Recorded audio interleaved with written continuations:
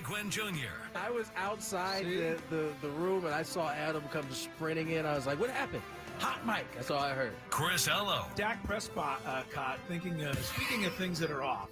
And Matt Scraby. Sam must be a liker of his job. Don't blame us for any side effects. You thrilled our fans throughout the postseason with a great performance. Gwynn and Chris are ready to go.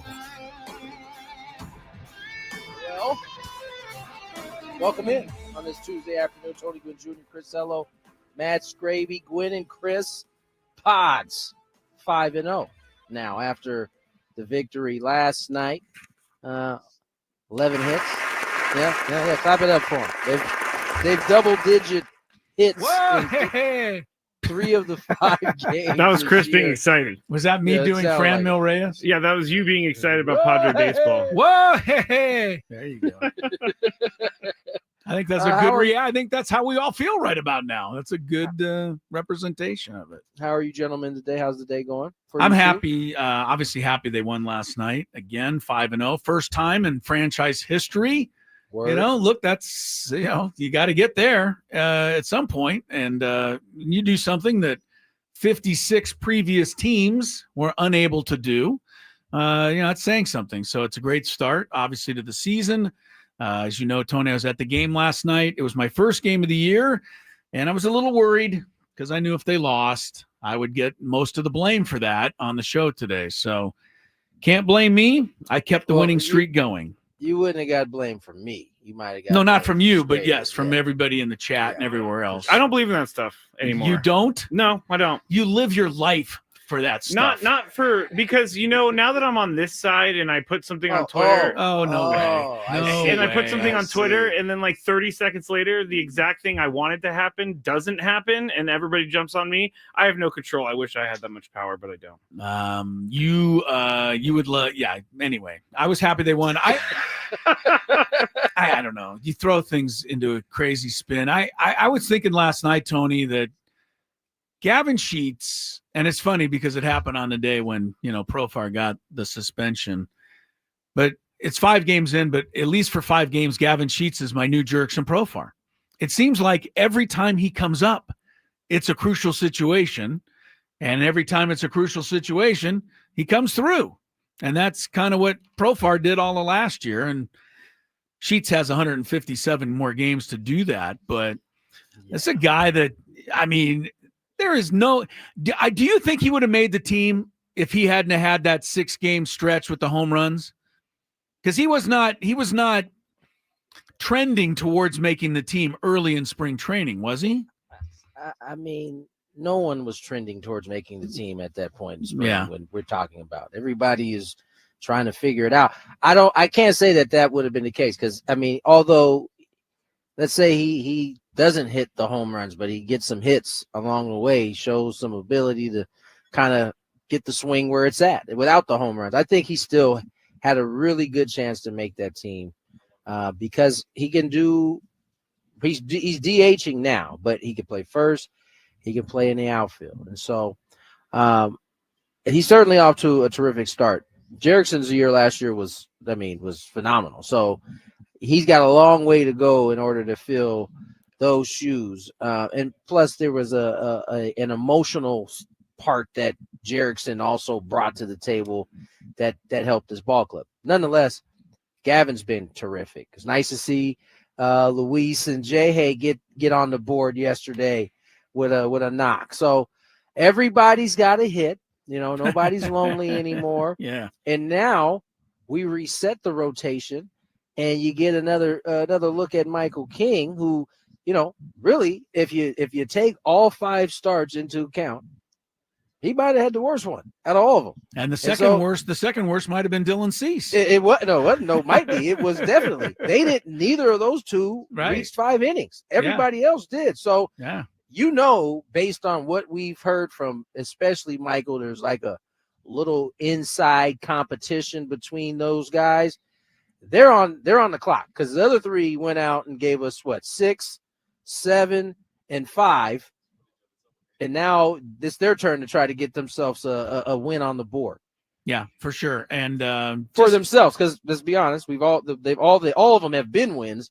They just don't want to have one of record. Right. They don't want to keep giving their wins to Wandy Peralta, the vulture, right? Who leads the major league. He's a fantasy vulture for He's sure. the major league leader right now.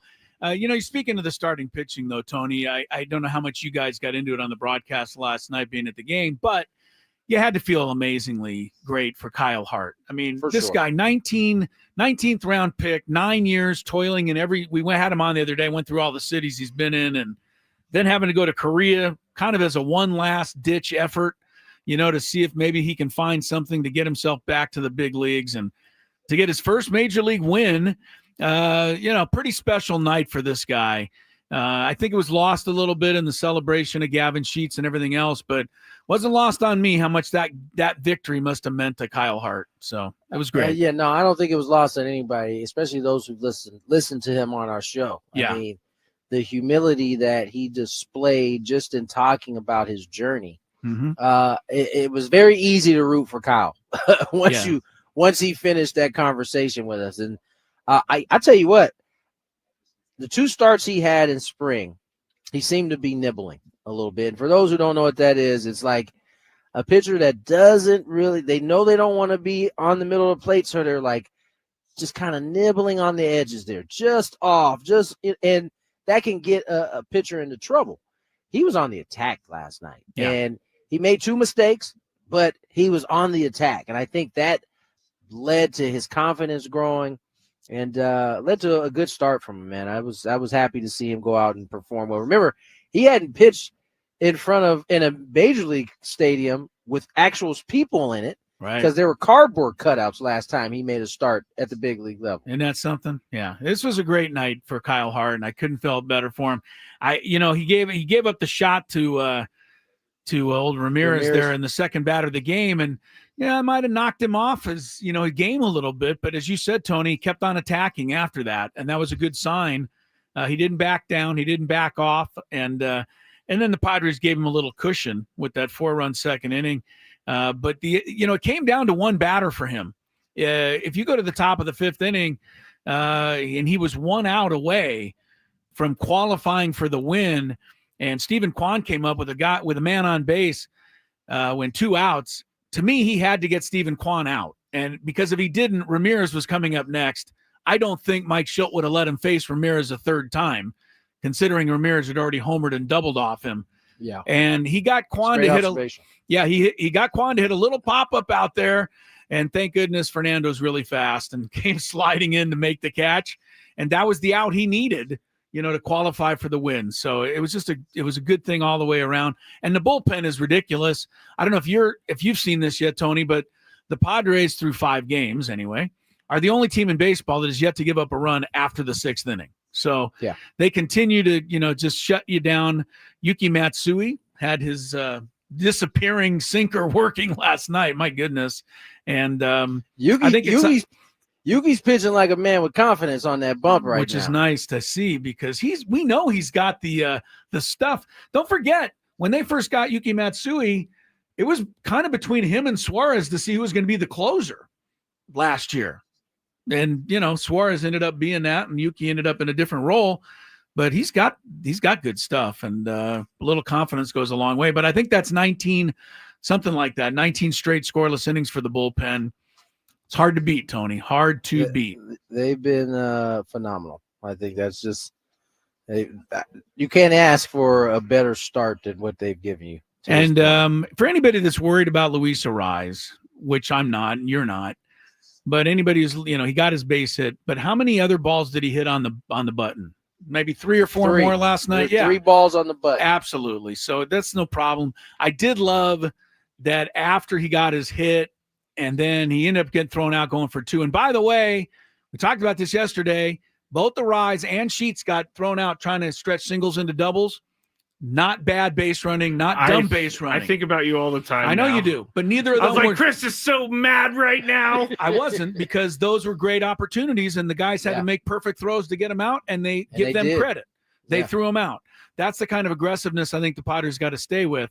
But at the end of that inning, when Arraez came out the next inning, don't know if you caught it, Tony, Machado had been on base or somewhere, and he came off toward Arraez, and just out on the first base foul line, just gave him a big old laughing hug, which was like, you finally got a hit, you know? You scrub, you finally right. got one. But that's, you know, those are the things that Manny doesn't get credit for. To me, that's leadership.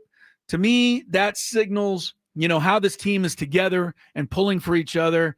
And Manny wasn't going to make a big deal out of it, but he wanted to kind of laughingly, you know, welcome Arise to the hitting club, knowing that Arise is going to probably get 200 more of those by the time the season's over. So, you know, what's funny is I don't know that Manny was comfortable being like that at the beginning. I think he's grown into gestures like that I don't know that you got in the early stages, and now, you know, some seasoning, and all of a sudden that's the type of thing he does. And you're right, it's such a small thing that I didn't catch it. I'm sure many people didn't catch it, but you know, that's how tight that club is down there.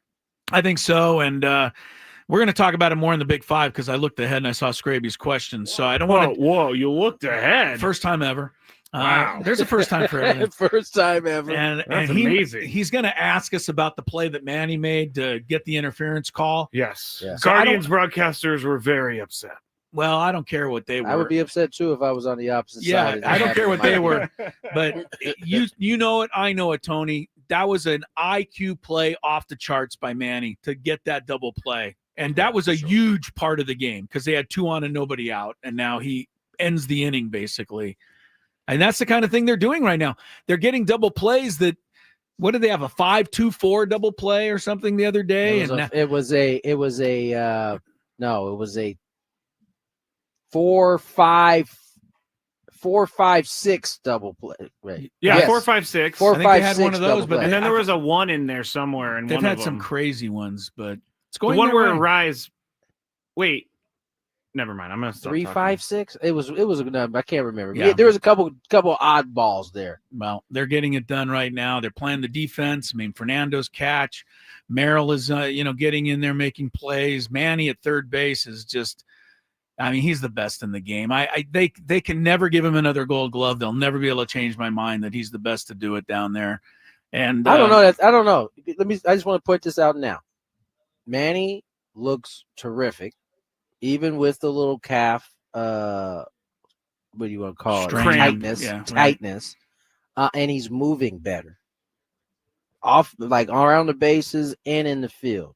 So I wouldn't count that out, Chris. I really wouldn't. I'm never going to count it out. I think he should get the Gold Glove every year, but nobody's listened to me ever since he's been in a Padre uniform.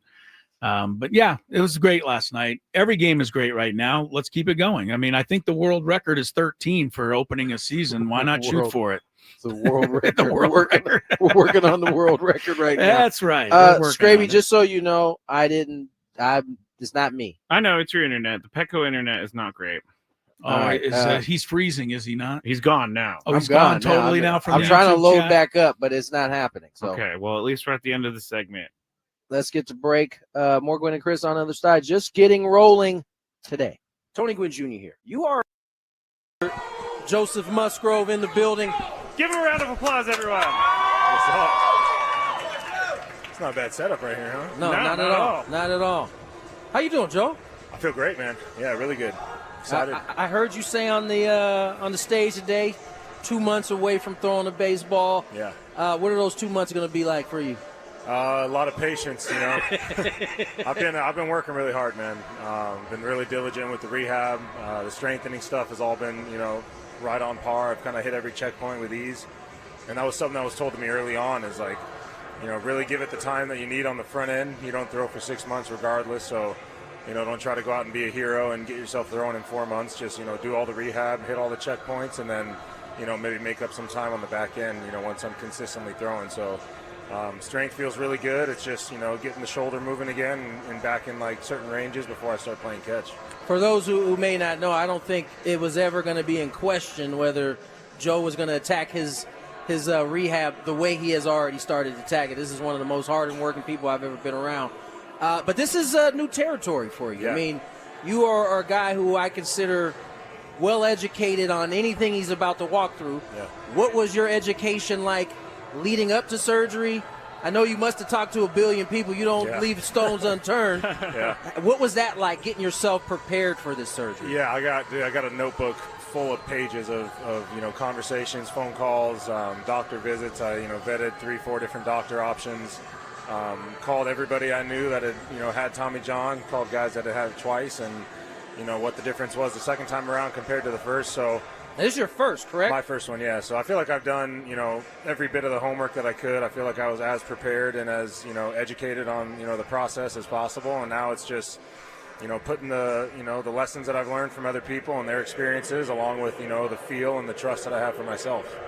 We're talking to Joe Musgrove here on 97.3 The Fan. And Joe, last year you called into our show, and yeah, there we go. You played a prank on me, and it was a really good prank because my heart stopped a beat for a second, and it still does. But I appreciate you doing that. This is the first time we've actually been able to talk about it. Little locker room talk. It's all good, baby. I told him, I told these folks his eyes almost popped out of his head when Joe got on that phone. Well, yeah, when I'm told I can't come into the clubhouse, it's a little concerning, considering, I'm not that crazy of a guy, but no, anyway. You're good by us down there. You're welcome good. Whenever. All right.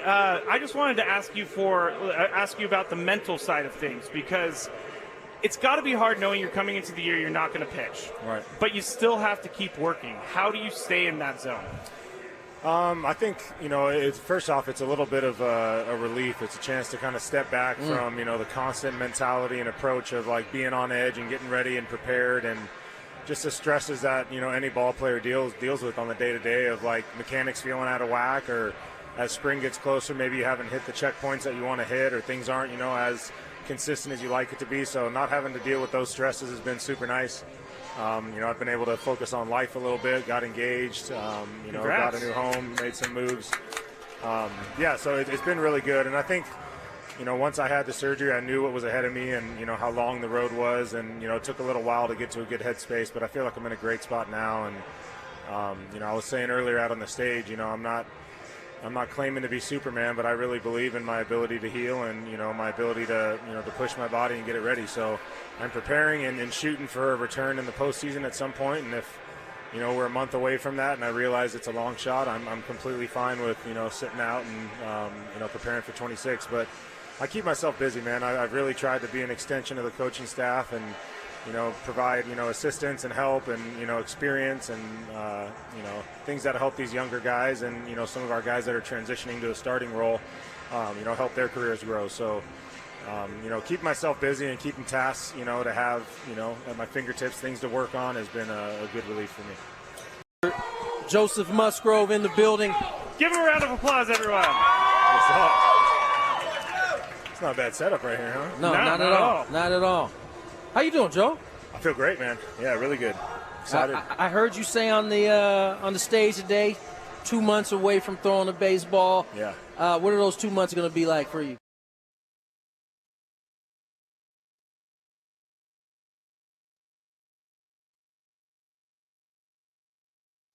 And it's blocked.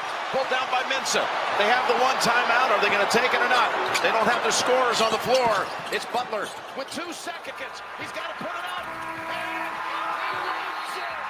And he wins it with the jumper. It was a San Diego State miracle. And I can never hear that enough. Welcome back to Gwynn and Chris. 2:18 is the time. It is not only April Fool's Day, just a reminder to anybody out there who somebody might try to punk you a little bit later. Be on the alert. But it is also the 2-year anniversary of that play. Lamont Butler sending the Aztecs to the national championship game. Something that I think we and Mark Ziegler all agreed in our conversation last week. In the current landscape of college basketball with the NIL and the way things are going, that may never come about again, Tony. Nope. I'm not going to believe it. I'm going to stay. You're going to stay and think we can do it again. We can do it. All right. Just keep thinking that. Well, if anybody can pull it off under these circumstances, it's Brian Dutcher. I know he added a transfer in the portal last night or today, and so he's working on building another roster up. I don't want to give this too much credence, but it's hearsay. So let's just say it's hearsay at this point. I saw somebody tweeted out that they are hearing that small chance, but that Magoon Guath might even be keeping San Diego State in his thoughts as a way of coming back and returning. Chris. I know. Where'd we hear that from? Well, I'm digging, Tony, and that's why I'm not giving it the most credence I've ever given. Who's your source? My source is some guy who has a source. So that's where I'm. Wow. You know, Wow. Yeah, so we can believe none of this. I didn't say you should believe it. I'm saying that there's a it's been mentioned somewhere anyway that maybe Magoon Guath, thinks about coming back to San Diego State. Although the rest of the tweet mentioned that he's meeting with, I think, Kentucky today. Yeah. So yeah. And I know Nick Boyd is meeting with North Carolina today or yesterday. So those guys are out and about. And they're trying to get who's meeting with North Carolina? Nick Boyd, North Carolina. So that doesn't mean he's going there, right? It just means he's got at least they're interested enough to meet with him. I don't know how. Did they not watch the game that he played against them in the NCAA tournament? I mean, don't know how North Carolina could have been too excited by that. None of the Aztecs played any good in that game. Pretty much the only good thing about that game. All right. If you want to say, I don't recall anything too good about that game. I think that was the case. All right. Padres game. I love when Chris goes, all right. Well, I give in sometimes. What do you want me? I make an it's argument. It's just my favorite because I know that means I'm willing to lose an argument. Yeah. I'm willing to lose an argument. Padres and Guardians again tonight. Game 6 of what has so far been a perfect season. Michael King and who's going for the Logan Allen for the Guards tonight? A left-hander, although not the same Logan Allen that was once in the Padres system. No, different Logan Allen entirely. Yeah. So you don't have that. And by the way, you people last night were asleep at the switch, the 45,000 at Petco Park. Where was the standing ovation for returning Austin Hedges last night? He's been gone for so long, Chris, that he's not even a Padre anymore. Nobody even recognized that Austin was up until he deposited one into the Western Metal Building. Of course, he hit a home run. Of course, he would against the former team. Of course. Did you see? Or I know we're going to talk about torpedo bats like for the next 6 months, but Bartolo Colon tweeted out funny that he wishes he goes, how many home runs would I have hit with a torpedo bat? Yeah, which I do think is really funny. Bartolo Colon was always recognized as one of the worst hitting pitchers ever until he actually did hit a home run. Yeah, right. Yeah, at Petco. Yeah, and it was deep, and that was proof positive that I guess anybody can hit one. So anyway. Can anyone hit one? Honestly, I'm asking. Anybody? Any Major League Baseball player can any Major League Baseball? Yeah, I'm not talking about me. No, there's no way I'm hitting a home run. Yeah. No. You think every Major League Baseball player has I would say one in them? Yeah. I would say every Major League ball player has one in him. All right. Except for Rafael Devers. For now. I mean, there's stories coming out now. There's scientists getting involved, and they're trying to figure out what in the world has happened to Rafael Devers. Maybe Scraby's right. He brought this up last night, Tony, after you went. Maybe Devers just hasn't figured out how to be a DH yet. Oh, I'm sure that has. It's a different animal entirely, is it not? I don't know anybody who's ever DH'd and said, "Oh yeah, this is just like playing in the field." It's never been said before. Right. It's a totally different deal. Some people have the right, are wired the right way for it to not be an issue. But most, especially if you grew up playing a position, it's really hard to get to this point and just be like, all right, I'm just hitting. I'm not doing anything else. Right. You drive yourself crazy, man. For some people, like I was already a below average hitter at the big league level. I would have been like in the 100s if I was just a DH. 100s. Wow. You drive yourself nuts thinking about all the things that you could have done better. Right. You've got to kill like an hour and a half sometimes between at bats. You don't even exactly. And don't let the other team have a long period of time where they're hitting, because now you're just in there drowning in your own thoughts more. So I'm certainly not. I'm very. I don't know if sensitive is the right word. I'm very. cautious in how I talk about Devers because that's not a place anybody wants to be in, man. I don't care if you're a 10-time All-Star. You go, 0 for whatever or 1 for whatever with that many punchies, you're in your dome. I don't care who you are. Yeah, you're domed up. He's a mess at the moment. You're like, sure. Please. I bet you every at bat he feels like he's 0-2.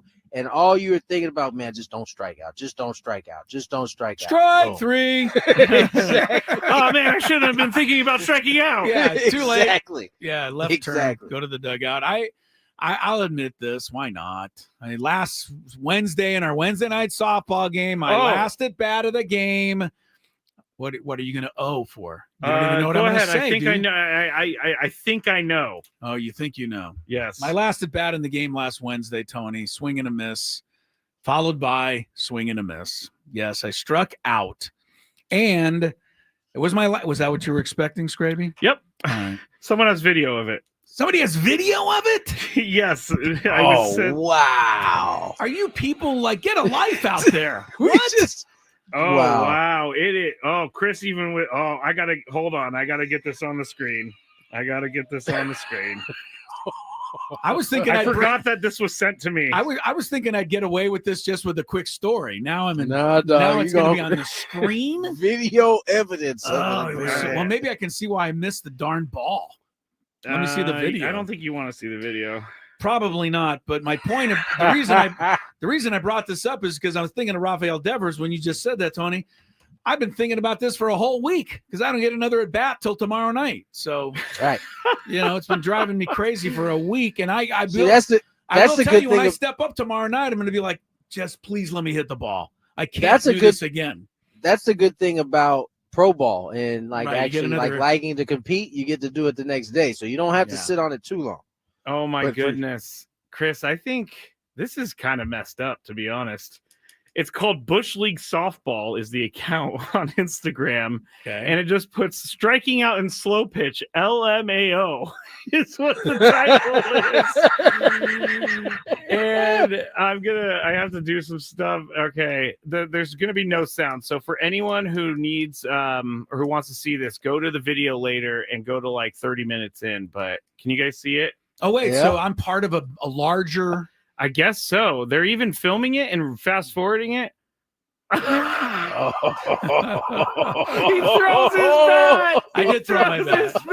I did. One more time. No more times. Strike 2. Look at my. Well, I want to see him throw the bat. I missed that the first time. I'm like watch him stepping into the dugout. That's pathetic.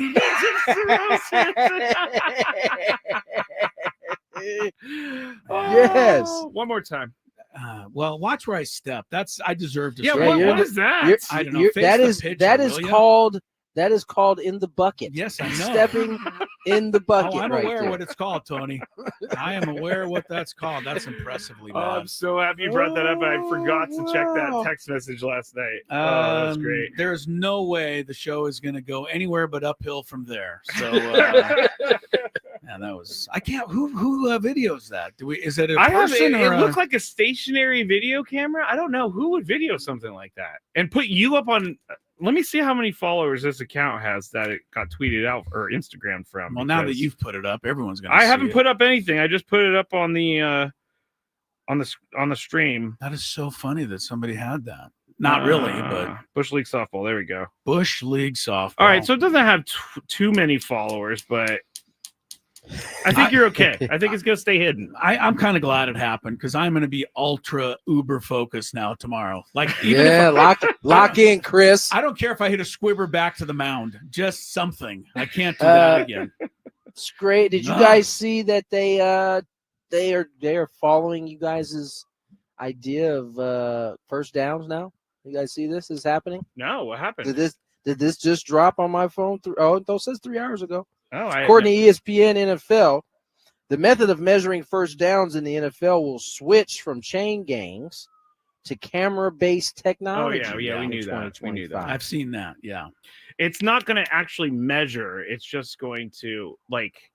Oh, yeah, we did talk about that. The chain gang... I was thinking measurements. Yeah, the chain gang is going to stay as, like, a backup, but they're going to determine first downs through, like, this technology. So those 90-year-old men are still going to have a job, which is great. Thankfully, that is. There's some other NFL stuff we can get into a little later. The tush push has been the discussion has been tabled, so I assume the tush push will stay at least for another year. It has been tabled. You're right. All right. Sergeant Cowbell said, "I literally just had to pull over and hop on YouTube to see this awesomeness." Thank you, Sergeant Cowbell. I think we just found another commercial break video.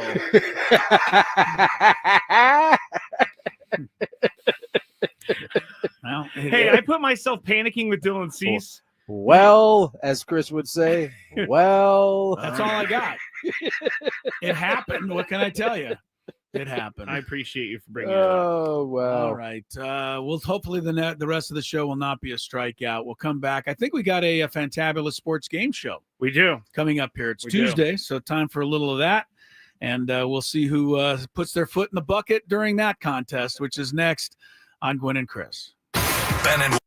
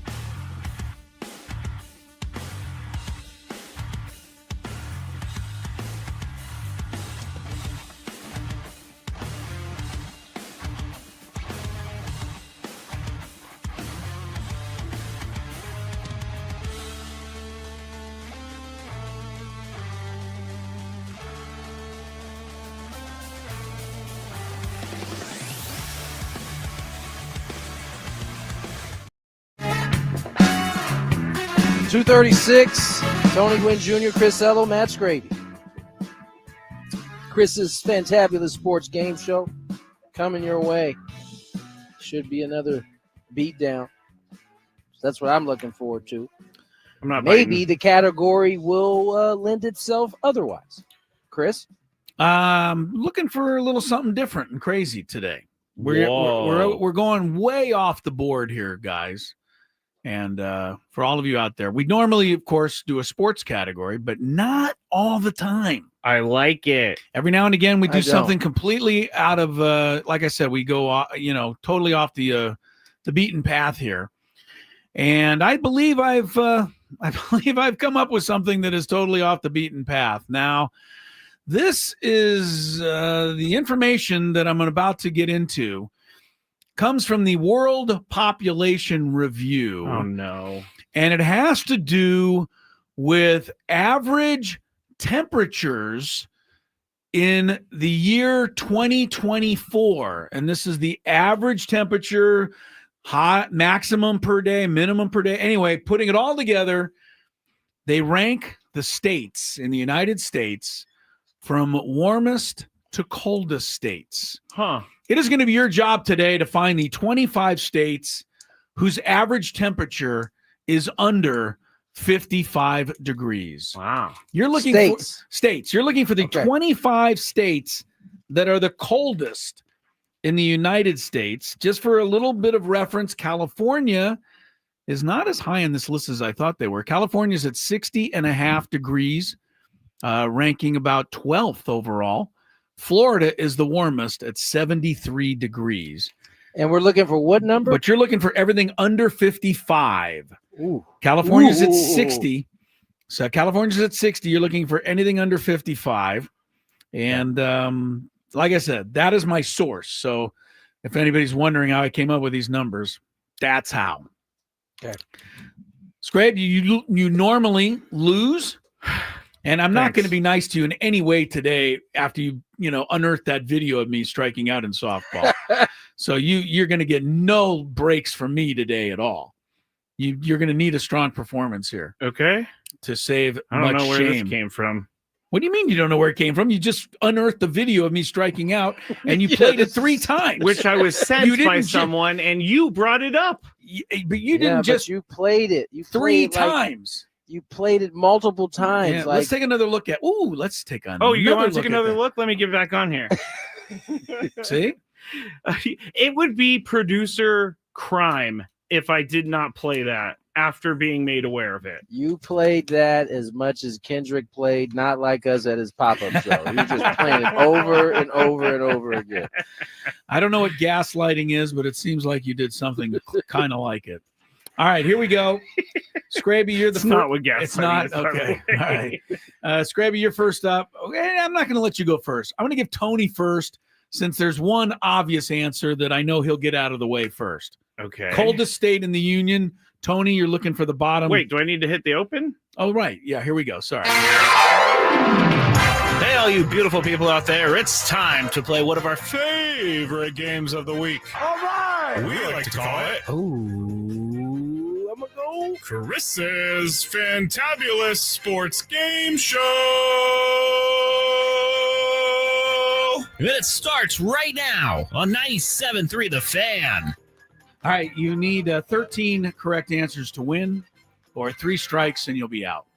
Tony's going to go first. Coldest states in the United States. Let's Tony, you're first.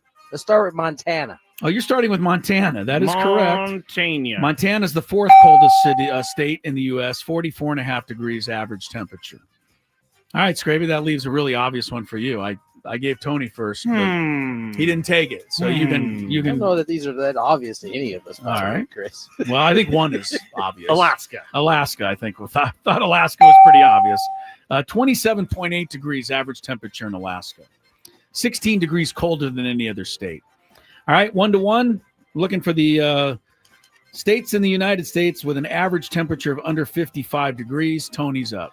Washington, the state. State of Washington is on the list at 48.4 degrees. Wow. It's right there in the middle, kind of about, I'm going to say 12th, 13th. So Tony takes a 2-1 lead. Scraby, give me a cold state. Maine. Maine, that's 5th coldest at 45.0. Correct, Scraby. I've been there before. You yelled that right out. Maine! I loved Maine. Maine was great. I like Maine also. I was there on my trip last year. Oh, Enjoyed it. okay. Portland, Maine, I was there. Oh, yeah, that 3-week trip around the world that you took. That's right. I stopped in Maine. All right, One of Tony. the stops, Maine. One of the stops was Maine. Tony, you're up 2-2. How about Idaho? Idaho's pretty cold. Cold enough at 45.5, 7th coldest in the U.S. That is right. You guys are doing okay so far. 3-2 for Tony. We're looking for cold states today in the Fantabulous Sports Game Show. Scraby, is that you with your pen going? Yeah, sorry. I'm nervous. Making a crazy I'm nervous. noise. Who do you have here, Scrabe? Well, it's my favorite state to say. Minnesota. Yeah, that was kind of obvious. Same as Idaho. Minnesota, 45.5 degrees. That's surprising. They're tied for 6th with Idaho, 6th and 7th. So 3-3. You guys still have the 2nd and 3rd coldest states out there, but everything else is still available. 19 correct answers are left, Tony. How about North Dakota? North Dakota, there North you Dakota. go. You found it, number 2. Second coldest state, 43.7 there in North Dakota. Scrape, you're down 4-3, but no strikes yet. I'll take the lesser known Dakota. The South Dakota. I think it's the more known Dakota. Yeah, I would think it's more known. 48.3 degrees, that is correct. 8, 9, 10, 11. They're 12th coldest. Just ahead of Washington, which is 13th. So you guys are getting the really cold ones out of the way first. Although the 3rd coldest is still remaining on the board. Tony, you are up in a 4-4 tie with no strikes yet. How about Oregon? Oregon, believe it or not, Oregon's cold enough to make the list. 49.1 degrees. That would be just barely under that. 16th. No, you're going under 55. Yeah. Oh, 55. Okay. And I will say there are 9 states are between 50 and 55. You haven't named any of those yet. So you guys are making it, you're leaving the tougher ones for the end. Tony's 5, Scraby's 4. Scraby's turn. Never been here, but I knew someone from here and said it's very cold. New Hampshire. New Hampshire's cold. I have not been to New Hampshire either. It's on my list of, I think, 7 or 8 states I've not yet stepped foot in. New Hampshire's correct. 47 degrees, and it is 9th coldest. Very good. Tied at 5.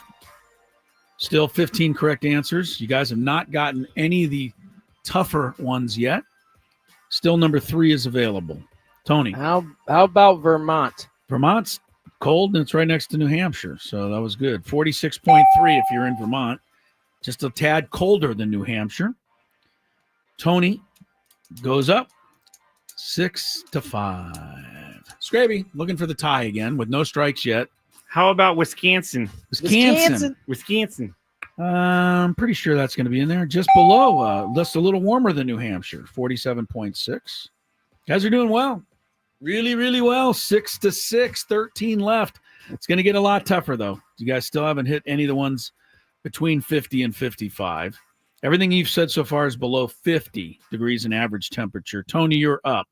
We're going to move to Wisconsin's neighbor. How about a little Illinois? Oh. How about a little Illinois? Little Illinois didn't make it, believe it or not. Average temperature in Illinois, 55.5. So it's a half degree over the mark, Tony. Oh, man. So that's I thought he had that one for sure. Yeah, Illinois. I don't know where in Illinois it's warmer, but apparently, according to this anyway, 55.5. Illinois just missed the cut. So we have our first strike on the board, 6-6. Now, Scraby, you can get your first lead of the day here. A state that I've been to, a state that has beautiful scenery, Wyoming. That's number 3, Wyoming, 44.3. I can definitely second that. Laramie is like the notion, having been there every year to Laramie. It's cold there. 3rd coldest, Alaska, North Dakota, Wyoming are 1, 2, 3 and cold. Tony's up. You guys have named all of the top 10 coldest now. Everything left is between 47 and 55 degrees, if that helps you. Tony down with a strike. So a little pressure on. What did you just say, Scraby? Wyoming. He said Wyoming. So, yeah, that finishes out the top 10. All right, then let's go Iowa. That's a Iowa. great one. Is it? Has to be on there. 51.5. Iowa just snuck say. in there. That's the first one in the 50s that you guys have named. There's still 8 more between 50 and 55. Tony needed that one, though. 7-7. I did that bad. Scraby, you do not have a strike. Can you keep it going here? I'm going to bank on the part of the state that's not attached to the paw is cold. Michigan. Michigan is a winner. Very good. The Upper Peninsula you're referring to. The paw, the one that's not the attached paw to is the the paw. main. The paw is the main. Have you ever part looked at it? of It looks like a Michigan. mitten. I know it does, and you're referring to the UP. They call it the Upper Peninsula, which is Never way been up to there. Michigan. Michigan's 48.9 degrees. So Scraby's ahead 8-7. 10 correct answers left, guys. You guys are doing okay. How about Utah? Utah, Salt Lake City and company. Yep, Park it's City, cold there. yeah. 51.2. That is correct. Tony hits it. 8-8. The only difference is Tony's got a strike. So Scraby's turn. He's got a Come on, chance Scrape. here. Get your first strike here, man. Don't be afraid. There's a state that I want to say, but it is kind of crazy, the weather patterns. So I'm going to leave that one for a little bit.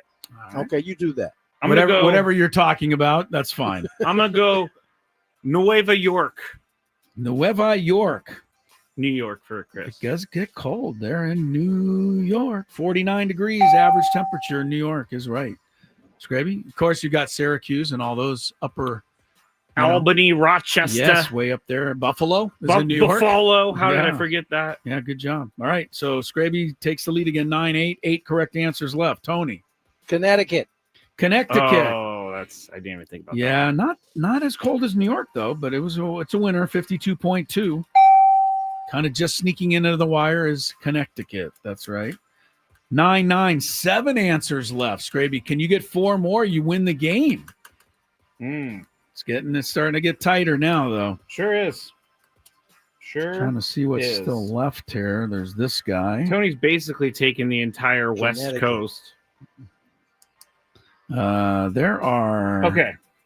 Yeah, and these is Scraby. You What ready? about Ohio? You ready to come up with an answer, Scraby? Ohio. Too hot. I Too know. hot. I was thinking that because it's next to Illinois, but I live Too there hot. and it snowed. Is that what you want, Ohio? Yeah. 54.9. It's the last one on there. Wow. Yeah, that's the coldest. I never get those right. Or that's the warmest cold state you could have got. So you nailed it. Scraby goes up 10-9. Tony, pressure shifts back to you with 1 strike. How about a little Pennsylvania? Pennsylvania, Yeah. frigid old Pennsylvania. Frigid old Pennsylvania. Home of Philadelphia, Pittsburgh, Harrisburg. And cold enough at 52.1 to make the list. Pennsylvania, baby. 10-10 has got 5 states left. Come on, Scrape. Wait, Scrape has this, does not have a strike. It's time, Scrape. I really hope this state hasn't been said yet because my phone was covering it up. Massachusetts? It has not been said. Doesn't mean it's correct, but it is 51.2. Scraby hits a bell. Massachusetts. 11-10. What do you mean your phone was covering it up? What Oh, does I that have my do? phone sitting on top of the thing, and I wrote it down earlier, so I wasn't Oh, looking at I it. see. You wrote, okay. 11-10. I mean, sounded like he's got the correct answers over there, doesn't it, Tony? Well, It Yeah, does. I'm good at It does. geography, so. It I does. see. There certainly looks like I'm he's very got good the at answers geography. down there. Scraby's got a 6-5 lead. He's 2 away. Or not 6-5. I'm sorry. I was saying, what happened to all the 11-10. points? Yeah, I know. 11-10. Well, I don't know what I was thinking there. Hey, look, I struck out in softball. What do you expect from me? This is true. Tony, you're up. Oh, man, this is hard. There are 4 left. You need 1 to keep the heat on, which is an interesting This pun is based sandwiched between one that was considered too warm and one that's considered too hot or too cold. How about Indiana? Oh, on Indiana. No, Tony. That's a strike. 55.2. Indiana just over by 2/10. Well, Scraby, I gotta say, if I was on the other side of that, I would be infuriated that 55.2. well, There's either Well, the rule is 55, so I don't know why I would be okay. infuriated. All right, I got one. You think you got one here? If you get this, man, you are in a really commanding position. Oh, Some of the wait a second. Wait, 1, 2, 3, gosh. 4. Hold on. Okay. Go ahead. This would make it 12-10 if you get it. Yes. all right. Some of the coldest spots in the country are in the plains. Nebraska. Nebraska. Yeah. Lincoln. That's all I got on Nebraska. Scraby's doing okay. That's correct. Wow! 52 degrees. Well, it is now going to take an all-time collapse, which is always possible. There are only 3 left. Tony, you got to get them all, which means you got to get 3, and Scraby's got to miss 2. So, time to get to work, this Tony. Is ridiculous. Colorado. Colorado, yes. You guys, that was easily the coldest one that you hadn't said yet. Colorado. So that is correct. There are only 2 left. And other than Ohio, they are the 2 warmest states left on this countdown. All right. Scraby, for the win. One of the most forgotten places in the United States is Rhode Island. Rhode Island, another stop on my world tour last year. And it is correct. Yes! Sorry, that was a lot. Does that mean I win? Game is over. Yes, Game is over! That was a stupid game. I didn't think you'd like it since it didn't win it. Those are my shoes on the glass. Sound like you're playing basketball over there. Sounds like shoes squeaking on the floor. Lack of rhythm is what that's called. I'm not going to disagree with you there. I've told you many times before, I am not made for dancing. Lack of rhythm. I'm just mad because you won. Yeah, Scraby gets a rare win. The only state you guys did not name in the coldest 25 was Nevada, which is 24th, just ahead of Ohio. I almost said Delaware on that last one. Evidently, it's quite a bit warmer in Delaware. I don't know why. At the other side of it, Florida's number 1, Louisiana, Texas, Hawaii's only 4th, which I was a little surprised by. 5, 6, 7, 8, 9, 10, 11, 12, 13. California's 14th. I thought we would definitely be on there much higher, but what? Yeah, it doesn't really get hot here. It only is nice here all the time. Right. It doesn't get to the hot numbers in the Arizona's a little lower than I expected as well. People are saying I'm cheating on the chat. Okay, look like you were cheating because I won. How else to explain a victory? Look at this chicken scratch. This is the mind of a crazy person writing things down. I don't know. I think it was a little blind squirrel. The fix was in. I think it was a blind squirrel acorn type of situation, frankly. No, it probably was. Yeah. There's someone who did not like our game on the chat. No, they didn't care for that category. They would rather talk about California teams all having good starts to the season. Well, we'll talk about that next. How's that? He's still going. Tony. Oh, it's me. Oh, yeah. Let's get the break. 3 o'clock hour on the way. A little daily Gambit coming your way. More Gwynn and Chris.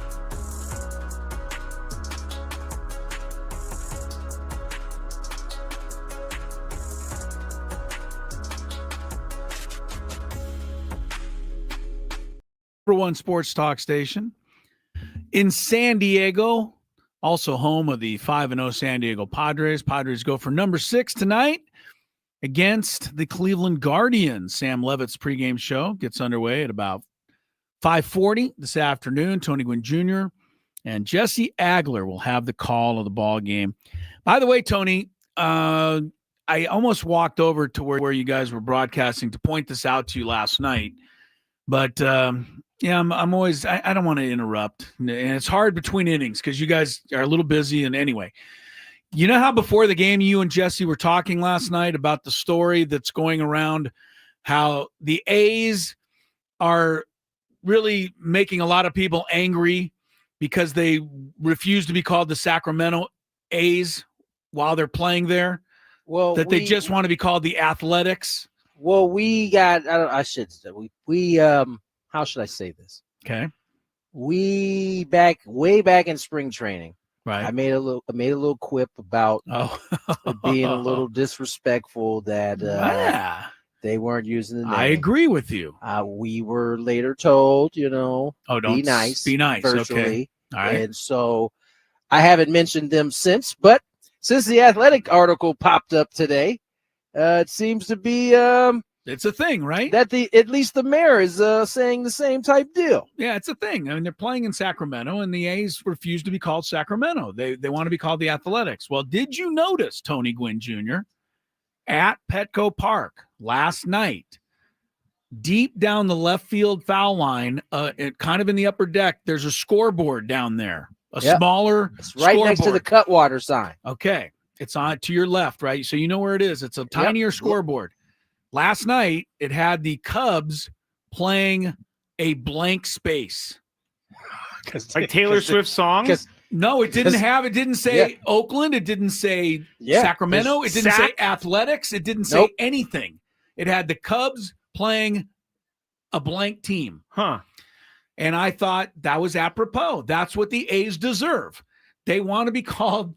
They don't want to be called by a city name. Then you know what? Our scoreboard isn't going to recognize them at all. I thought it was perfect. And I thought you guys would get a kick out of it if you didn't notice it already. I didn't notice it. We probably would have got a kick out of it if we saw it. But I certainly let me pull it up because somebody sent it to me this morning. Okay. I will certainly read you the story. I'll just read you a little quote out of the story yesterday. All right. I'm calling them the Sacramento A's, said Sacramento Mayor Kevin McCarty. Yeah, okay. I'm going to buy myself a Sacramento A's jersey and hat very soon. They're not going to call them that, but we can call them that. So sounds like the folks in Sacramento have made it, taken an executive decision of their own that they will be calling them the Sacramento A's. Well, who do the A's think? Thank you, Scraig. Look, we all hate the Athletics already. We hate their owner. We hate everything about them leaving Oakland. But I don't even understand their thinking here. Sacramento stepped up and basically saved the franchise by, giving them a place to play. I think it's really, I don't get why they won't at least be willing to be called Sacramento for a couple of years. I will say prior to probably about a month ago news that the Las Vegas thing is actually really happening, right? Like we think it is. Yeah, I don't know is there a shovel in the ground yet? I don't know. It might be a shovel in the ground. I don't know. But I know that it has been. Rob Manfred just threw a shovel on the. I know that it's been clearer now than it has ever been that the Vegas thing looks like it's going to happen. Okay. So I at least understand it from the standpoint of we don't want to have to keep rebranding ourselves. This will be if you go from Oakland to Sacramento to Las Vegas. But you are using the city to host your team, so I'll leave it at that. You know what I'm saying? Well, I suggest to the Padres that if they by the way, on the MLB app, if you go and you look for the teams, right, it just says Athletics. I know. There's no. Everyone else has a city name except for the Athletics. Right. Well, our scoreboard last night down the left field line did not recognize them at all. Here is my suggestion. If you would like to recognize them and you're having a problem putting in ATH, which is short for athletics, just program the scoreboard computer to believe that the Cubs are playing Athens, Greece, and then it'll come out ATH, and you can get it up on the board. You hear that, scoreboard person? Just It's type just in a thought. Athens. Yes, it's just a thought I had. As if the scoreboard is AI and is just able to just do that on its own. Well, I did. It should. It should know. It was just weird last night that they had a completely blank, but I thought it was apropos. It's what the Athletics deserve. I wonder. I wonder what it was in the days leading up to it. Was it because they were home? No, I maybe? think what happens is, right. I think most of it will, like, if it's the Cubs, it'll say SHC. And then it'll have the CHC. team. Yeah, CHC. Sorry. Right. You can't really do that without the city part of it, right? I mean, it's just. I know. I True. guess they could go ATH if they wanted to. Yeah, but, I you think know, they It's could. the easiest thing I think. to do. I think Now- more likely that was just a mistake. I don't think so. I think they meant think they something by thought- it. Yeah. I don't know. I want to also be clear. Given to that I Padres- heard word about it during spring training, I'm probably guessing that I'm thinking they the were. same. They're There was on a the same. mistake. They're on the same script I'm on. Okay. Now, just so everybody's clear, the right field scoreboard, which is the main scoreboard, there they have the A's logo, Right. which serves as that. But it's the auxiliary scoreboard deep down the left field line in the upper deck area that did not have them last night listed as that a team. particular board that Chris is talking about serves as a clock too. It's a degrees and clock, also doubling as a scoreboard. From Right. time A to lot time. going on up there. Did you guys see that Seiya Suzuki is the first person to do the walk of shame to the I bathroom? told y'all. You forget Oh, something in that's that locker room. right. You forget something in that locker room. You will have to go across the field, and Suzuki had to find it out the hard way. Yep, he had to go. Everybody filmed him, and everybody was like making a big deal about it. But yeah, there's The no walk of shame. bathrooms next It's to the new walk of the shame. dugouts. You have to go into center field to use the restroom. Man, that would be a problem for Like, people what if you have a stomach ache? Well, that would be a major issue for Guess somebody what? like myself. You'll be taking the walk of shame too. If Oh you have no, a they'll be stomach ache. putting me on a cart so that nothing happens on the way. I would get frequent mileage for going back and forth to the restroom so often, knowing how things are with me these days. Okay, All right, too that's more much than anybody needed to information. know. Let's move on Too to much today's information. Daily Gambit quickly. Okay. Do you like money? I think about money a lot. Do you like money without doing anything? Winning. Do you want to make money while watching sports? I think Washington is immortal luck. Washington! Woohoo! If you answered yes, this is your segment. Just don't blame us when you lose. Nothing is ever your fault. It's your game. Take it.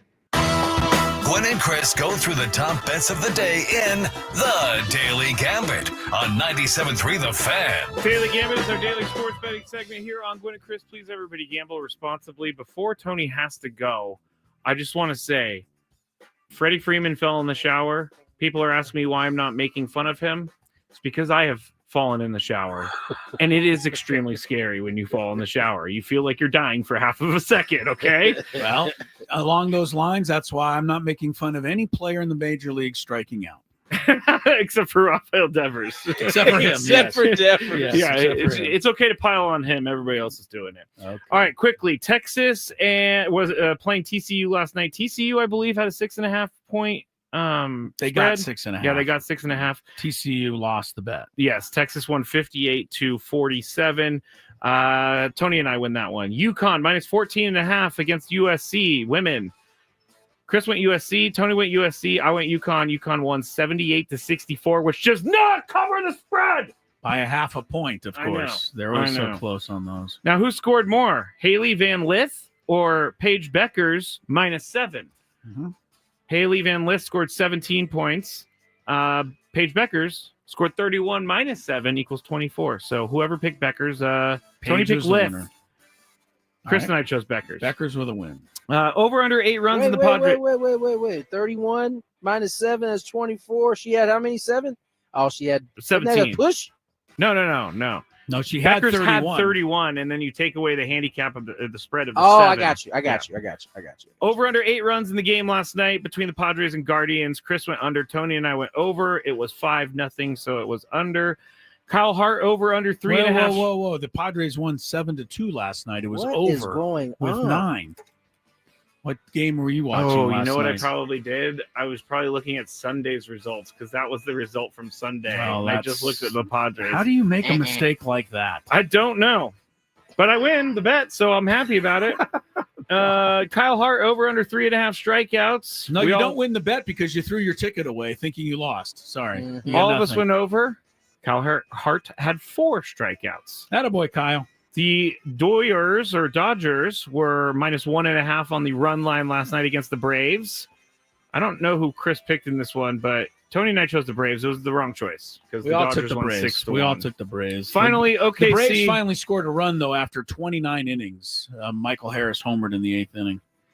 OKC for minus Atlanta. 14.5 against the Bulls last night. Chris and I went Bulls. Tony went OKC. OKC mopped the floor with the Bulls, 145-117. And that wasn't the half of it. They were up by 40 points in the second quarter. I don't even know how you get ahead by that much in the second quarter. All right, Tony's probably got to roll. So, do you want me to try to get some of these in, or Do you want to make bets, Tony, or do you got to keep going to Mike you Show? want to go get I don't Mike know your Show? schedule No, we today. can get these bets in. Okay. All right, Dodgers again, 1.5 over the Braves. Braves are 0-5, Dodgers are 6-0, but Chris Sale is on the mound tonight, Scraby. You know, the Braves are going to get off the schneid, as they say. You going Braves? Yep. I don't know. I think the Who's Profar pitching for the Dodgers? Dustin May tonight. Oh. I think the Profar thing has rocked the Braves to their core. I don't know, but I'll take the Dodgers. That was such a dramatic statement. I know. I'll take the Dodgers. Tony? Yeah, I mean, everybody in the Braves lineup is hitting below 200, so I'm going to take I They're don't think it's poor. going to get much better with May on No. the mound tonight. Padres and Guardians, 7.5 runs tonight. It was over last night, but you got better pitchers on the mound tonight. I'll say under. Tony, 7.5. What game is this? Our game, Padres Guardians. 7.5 total runs in the game. Both teams combined. Under. Scrape. I'm going to go over. You may. Who gets more strikeouts tonight? Sandy Alcantara against the Mets or Corbin Burns against the Yankees? Tony? Burns. Burns gets more Ks, he says. Scraby, Alcantara versus the Mets, Burns versus the Yankees. I don't know. Those torpedo bats are kind of scary. Mm-hmm. I'm going to go Burns. Burns? I don't know. It's got to be Alcantara. The Yankees are using those Bambi torpedo bats. They can't miss the ball. Alcantara for me. More total bases tonight against the Marlins. Will it be Francisco Lindor or Juan Soto? Remember, a walk is not a total base. Nope. It's got to be singles, doubles, triples, home runs. Scravy. Lindor or Soto? Lindor. Just so Tony doesn't think I always choose against him, I'll take Soto this time. Plus, Lindor never gets a hit in April. He doesn't wake up till the middle of May. Tony, you going Soto? Juan Soto. Soto. All right. Yes or no? Padres hit a home run tonight. That's a weird thing about their 5-0 start. They've only hit 3 solo home runs the whole season. Yet it's not slowing them down much. Scraby, home run for the Padres tonight or no? Yes. Yes. Manny's going to get one tonight. I think so against the lefty. I'll say Manny also. Yes. Tony? Yes. Jesse Agler, I need to revisit his home run call so he can remember. What is it? What? Gonna go. Oh, He hasn't used it in a while. Yeah, he hasn't used it that He much hasn't this used year. it much this year. He's only been able to use it just a few times. Right. Denver, NBA, 3.5 over Minnesota. Minnesota eliminated Denver last year. I'll take Denver. Tony. I'm going to go. Minnesota. Scraby, you're going to take them just so you can say the word. You know how me you too are. well. Minnesota, Chris, There please. you go. One more. Golden State, Memphis, 239 points.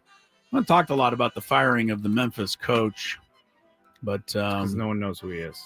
Well, it's another case. I have to explain it real quick. Another case of front office meddling, and they're gonna get this one wrong too. And they're gonna we're gonna see John Morant go to another team now. Watch. yeah, he didn't. I don't think he can be. You can't be happy if you're a star player. Fired and they his do this to coach. your They coach fired like this, yeah. assistants that he's been close with. Yeah, not I mean, smart. by the way, this team was as high as 2 in the Western Conference not that long ago. So, Right. I mean, this seems like a weird fire to me. Me too. But you're right. These front office sometimes just can't stay out of the coach's way. Happens a lot. 239 points between the Warriors and the Grizz tonight. I think Scraby's up. Under. Warriors have been scoring, so I'll say over. Okay, the winner of this game takes the number 5 spot, by the way, in the West. Golden State's been playing much better, but this is an over-under. Teams average 234. Memphis averages 120. Okay, can you make your pick, please? Over. We're late. Sorry, Tony. What I was the get game? scared into my pick there. He was like, well, I don't know. Let me get my calculator and abacus out so I can calculate this. Tony?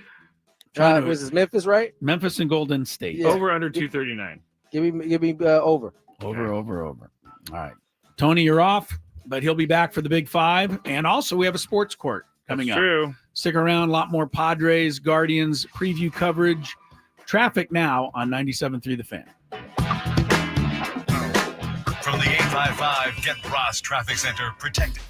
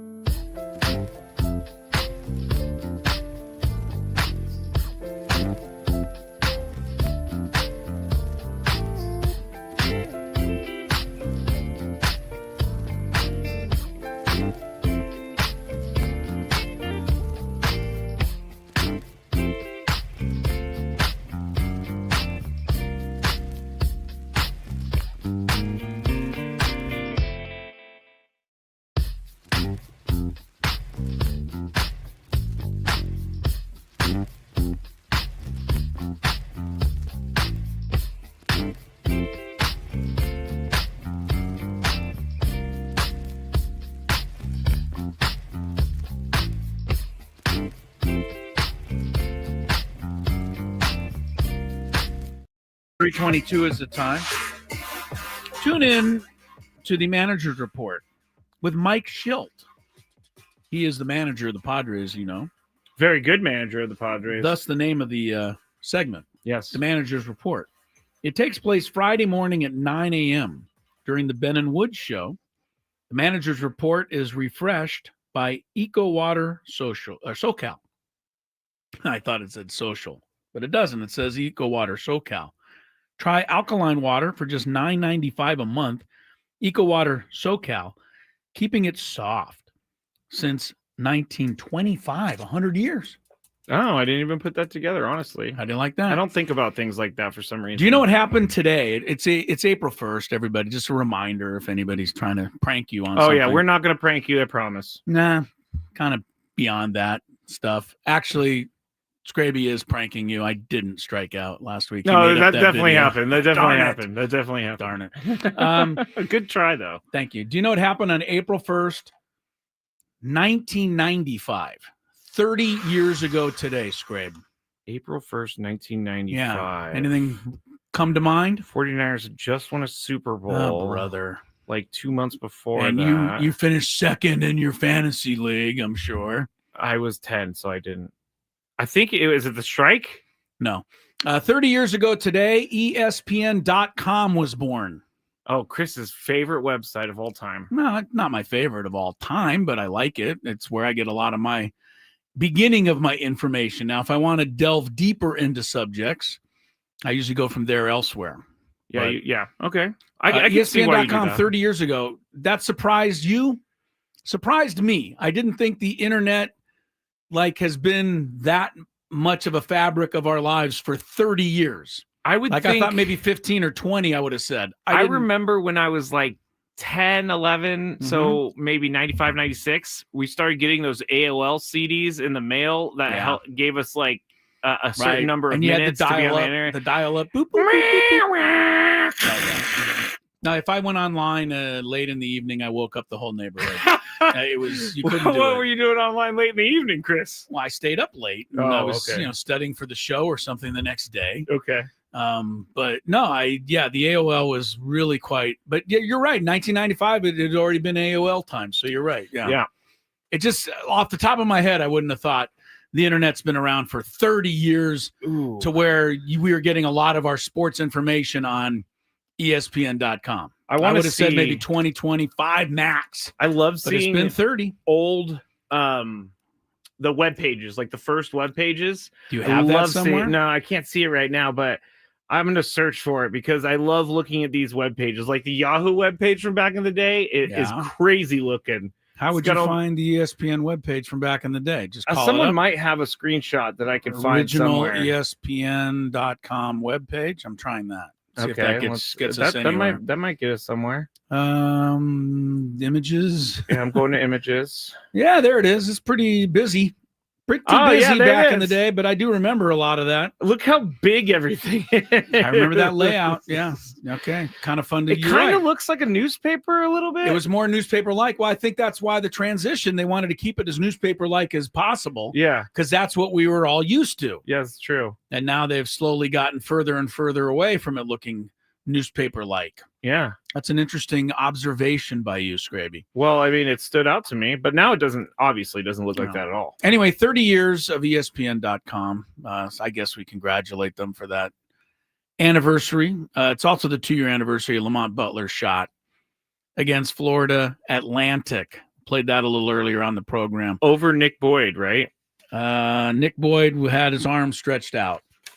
I should stop. I shouldn't be mad at Nick Boyd. You really shouldn't. It's kind of a common theme among Aztec fans. It's more like you're not choosing us. But he has to choose money. I get it. I do get it. He's not going to make the NBA. I get it. This is the only payday he's ever going to get. Mark Ziegler said he's going to go to Europe somewhere. He's going to make some money, but make mediocre money there. Yeah. He's going to make a lot more this next year wherever he plays. No, I totally get it, and it's more of the system that I'm angry with. Well, we're all angry at that for sure. The system is a disaster. I don't think it's a coincidence that the men's Final Four features all 4 number 1 seeds And the women's Final Four features 3 number 1 seeds and UConn, which might as well be a number 1 seed. I almost expect the women's tournament to be like that. The women's tournament comes out like that a lot more often than the men. This is only the second time this has ever happened. But I think these teams that are at the top are just so good. And they're not losing. Nope. A lower seed has not won in this year's tournament since the second round. That's, to me, dull. But that's what they've got. I told you what can save it. 3 remaining games for the men. All just classics. All incredible games. They're going to all have to be classics. Like, if the finals ends up being an all-time classic, I think we forget about everything that happened in the tournament.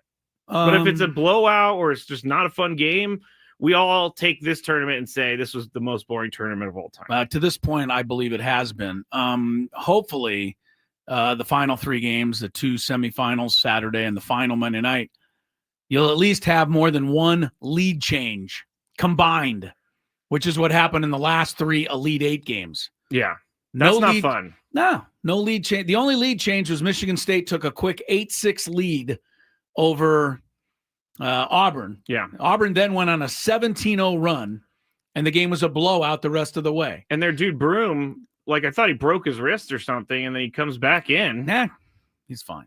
I guess so. Broom can play. Yes, he can. He can play. Yeah. Interesting to see if that translates, though. He's not that tall.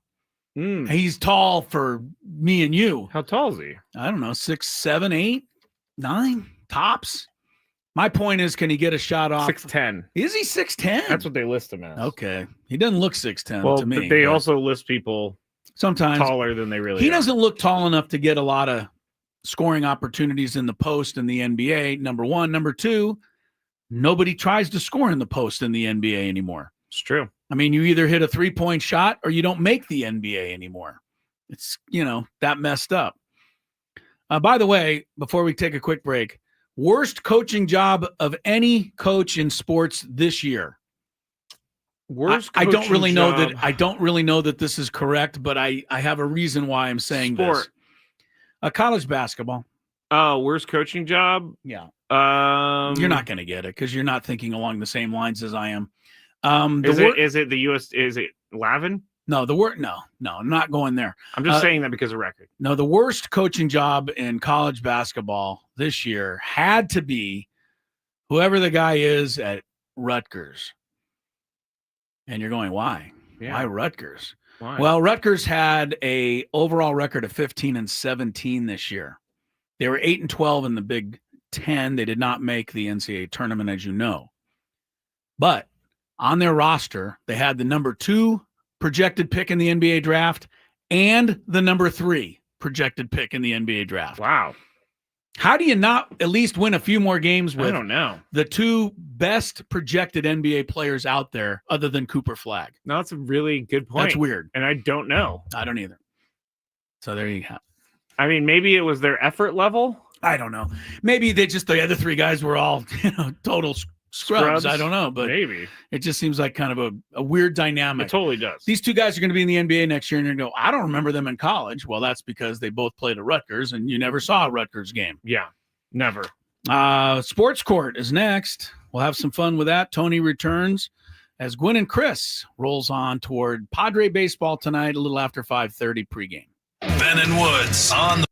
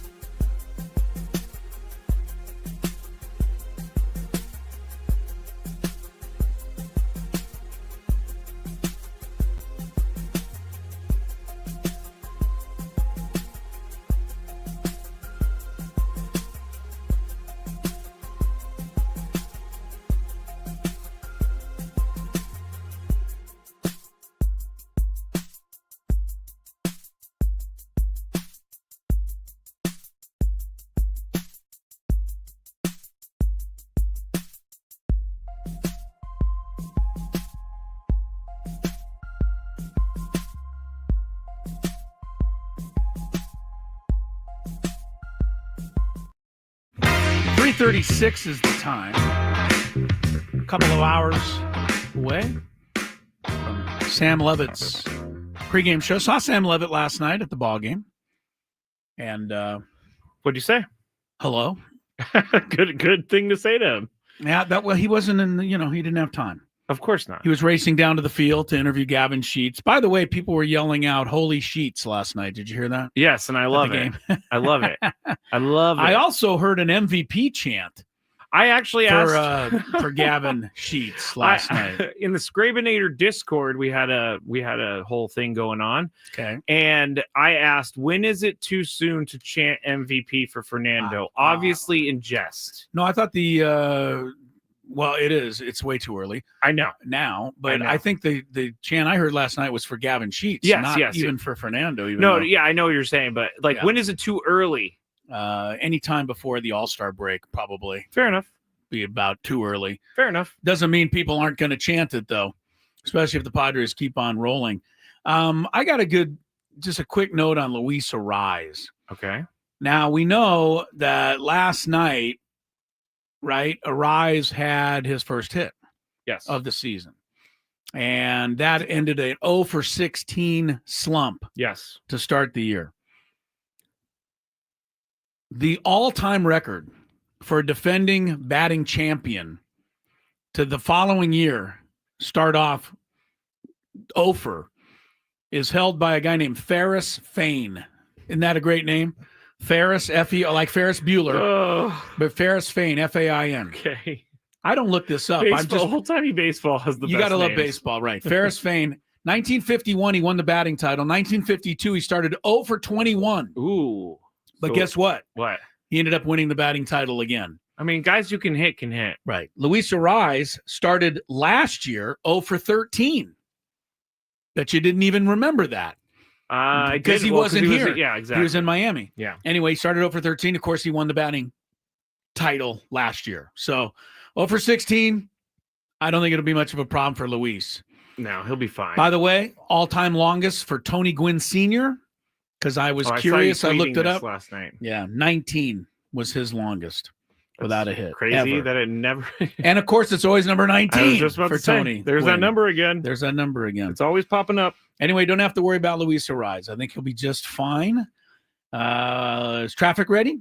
Traffic is ready. Because we are ready to do sports court. So let's do some traffic and then start banging away on that gavel.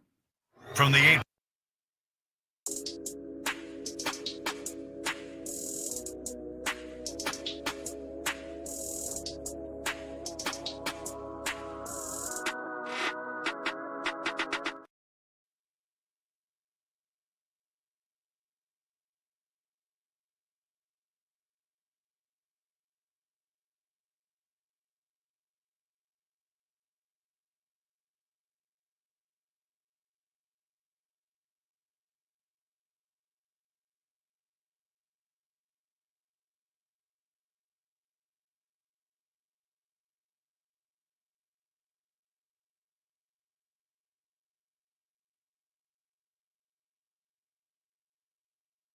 Do you have a sports issue, San Diego?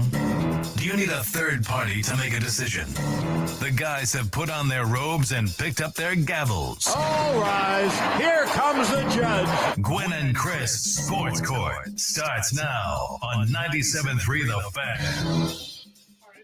Fan. All right, so we're back in our sports court realm, and we got two sports related sports courts, and then we have one about a woman who attacked a man, and she was I'll tell you about that when we get there. So we're gonna say, no wigs today. I'm sorry, everyone. We're not doing. Before you start commenting about how there's no wigs on, we did not do it today. We will get back on it next time. Next time I go to a Padre game, I'm going to bring Tony's wig with me.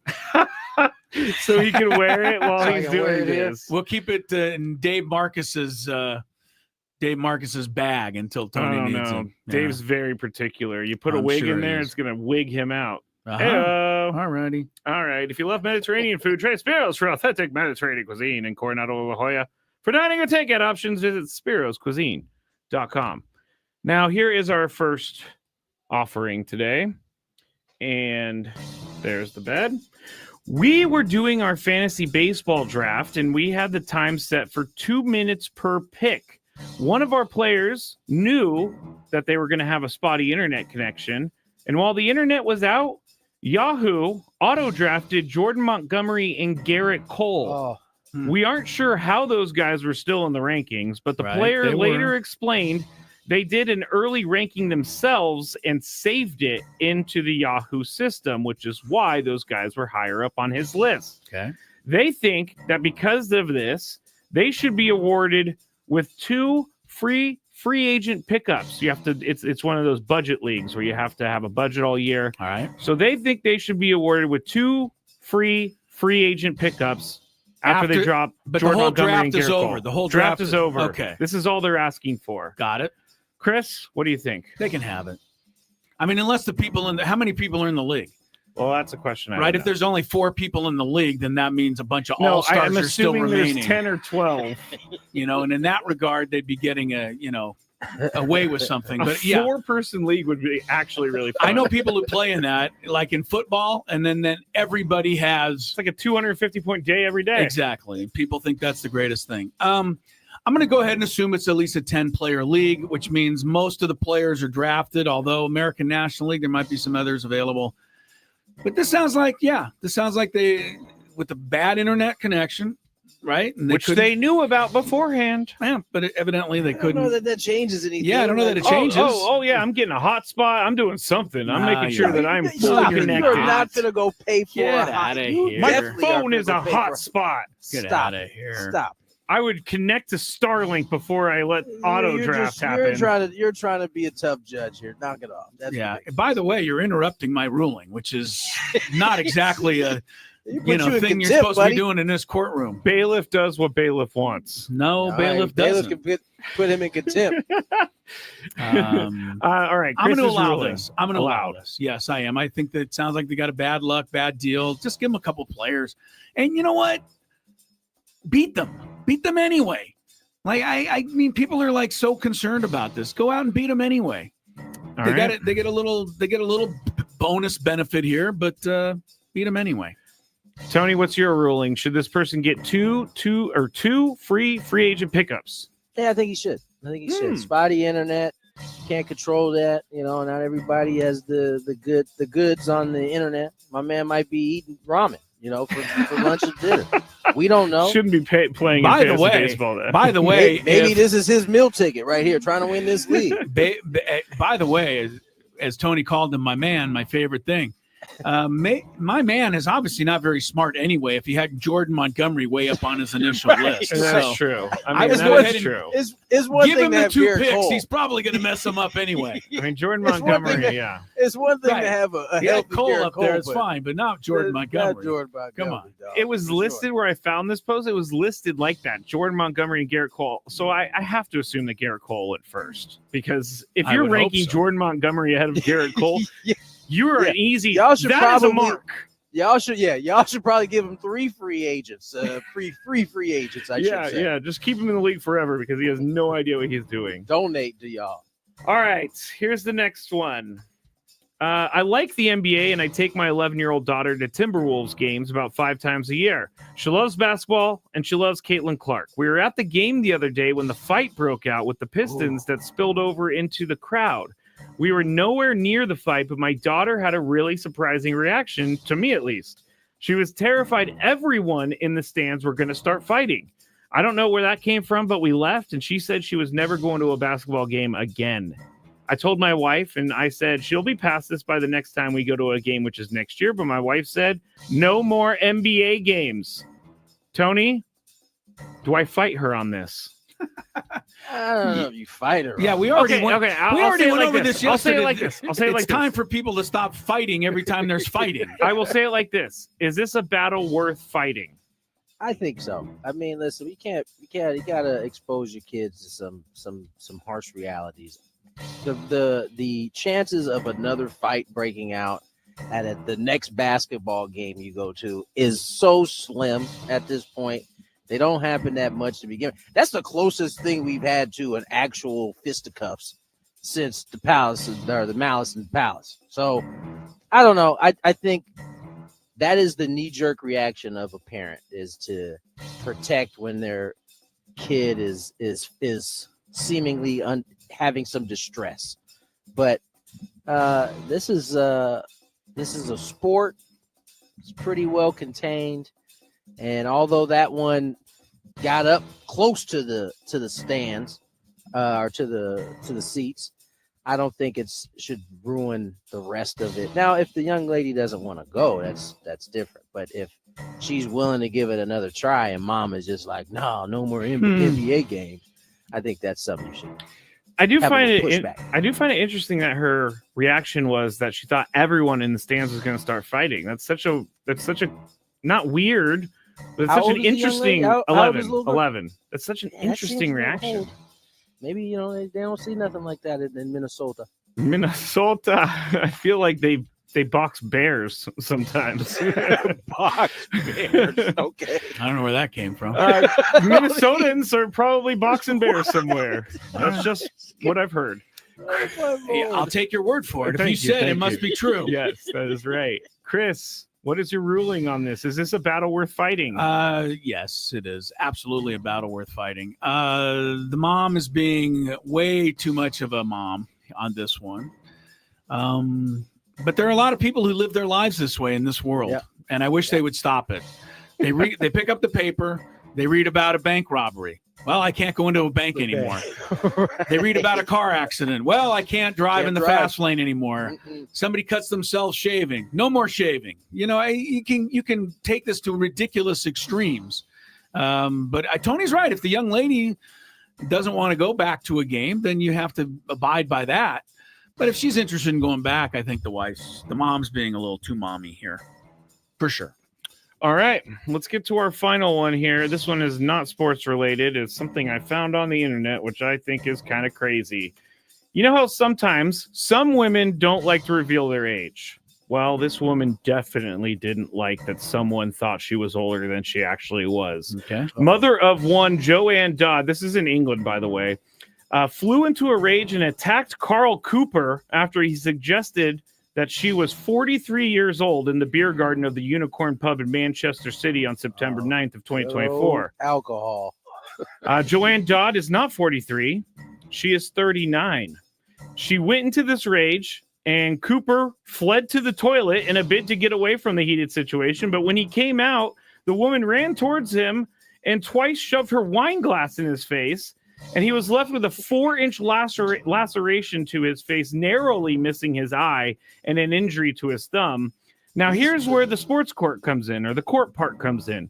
At Manchester Crown Court, the woman who is from, it doesn't matter where she's from, faced up to 3 years in jail under sentencing guidelines after she admitted inflicting grievous bodily harm. However, she was spared jail and handed a suspended sentence after Judge Elizabeth Nichols said she was, quote, a dedicated and hardworking woman who posed no risk to the public. Now, Cooper's not happy about this. He almost lost his eye for saying that she was 43 when she was 39. Chris, you're up first on this one. Would you have dismissed this case?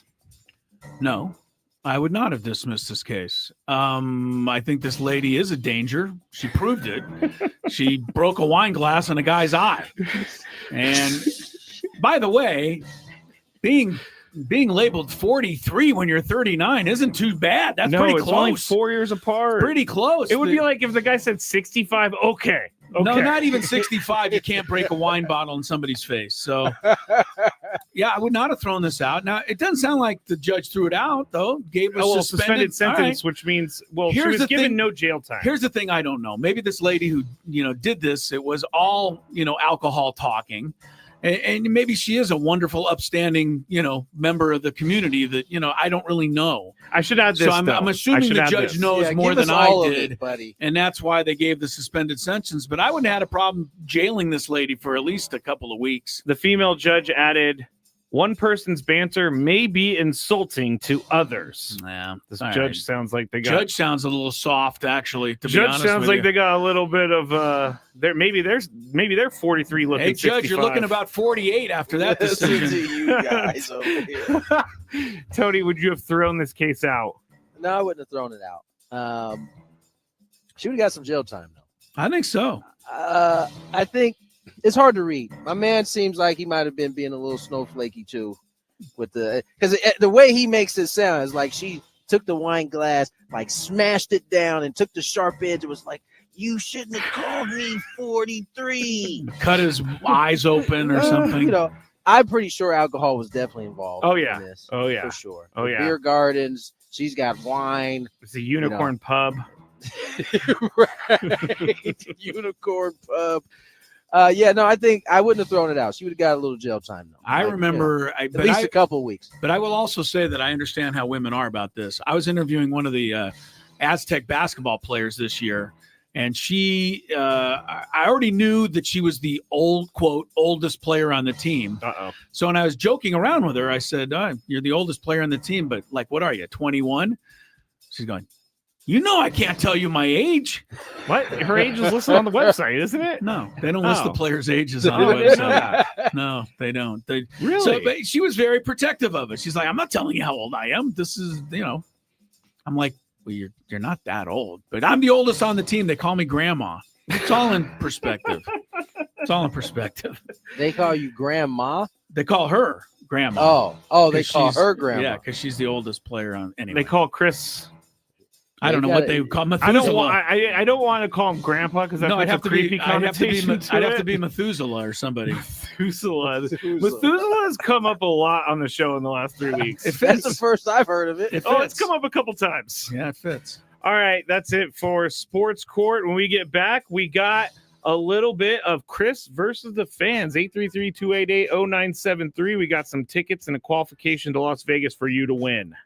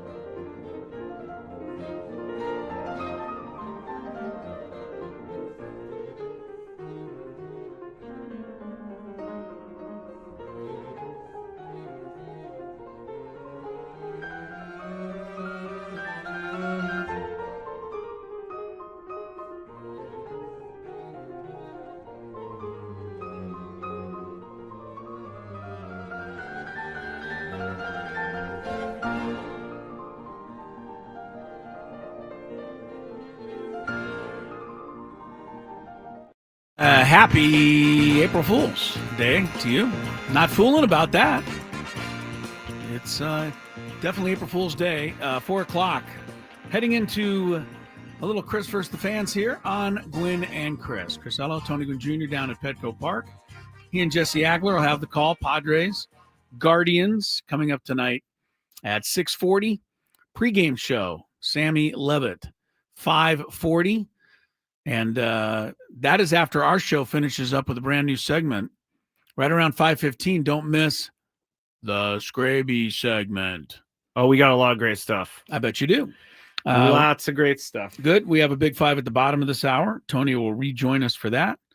Right now, we're going to give you a chance to win a trip to Las Vegas. Go see some fun music, local bands. You win Chris versus the Fans, you qualify. So let's go. I say. If you had one shot, one opportunity to take down the human almanac himself, howdy do. Now is your time. Listen to me, this guy is dangerous. Now is your opportunity to win a prize. Well, I hope you know what you're in for. Chris versus the Fans starts now on 97.3 The Fan. The bands you will be seeing if you win this grand prize. Well, let me just read the whole thing because I started out in a different thing and now my brain's all messed up. So I'm just going to start from the beginning. I can't believe your brain. You will be qualified for our grand prize. 2 sold-out tickets to the When We Were Young Festival in Las Vegas on October 18th, featuring Blink-182, Panic at the Disco, The Offspring, and more. Tickets for day 2 on sale now at whenwewereyoungfestival.com. I'm getting up there, Chris. This is my festival. When we were young, does that mean I'm old now? No. You're never going to be old when you're paired with me. Good point. Yeah. Good point. No matter what happens, you're always going to be the young guy. I will always be the youngest on this show. There you go. Stick with me, kid. Tony's like a year and a half older than me. Stick with me. You'll still be young, no matter what. Okay. The rules, you have to make it through 3 questions. Each question is going to get more difficult. If you get the question right, you move on. If you get the question wrong and Chris gets it right, you're eliminated. But if Chris gets it wrong, then you move on to the next question or you win. If you're a first-time player, let us know before you get into it, and you'll get the first question for free today. All right. One quick note before we start Chris versus the Fans. Padres lineup actually features quite a few changes tonight. Not ready to give it to you yet. Oh, okay. I'm going to give it to you after we play Chris versus the Fans. BaseballLineups.com. Or you can go there if you want to, but otherwise, just stay tuned. I'll give it to you. But we got some new faces in there tonight. I haven't seen the lineup yet, so I'm excited. Yeah, me too. Let's go to our first contestant, Daniel. Hello, Daniel. Hey, guys. How's it going? Good. Pretty good. Go Padres. And I'm a first-time player. All right, here we go. We go absolutely nuts every time there's a first-time player. Number 2. I got so many good ones. Let's see. What is the title of the song Jose Iglesias made famous? OMG. That's right. OMG. I love that song. I've listened to it like 400 times. That's a little, mentioning Jose Iglesias there, a little foreshadowing to tonight's lineup. I haven't really seen much of anything from him yet, but I guess he's going to be really starting. played yet. Hasn't played yet. All right, if you get this right or Chris gets it wrong, Daniel, you have won. So here is question number 3.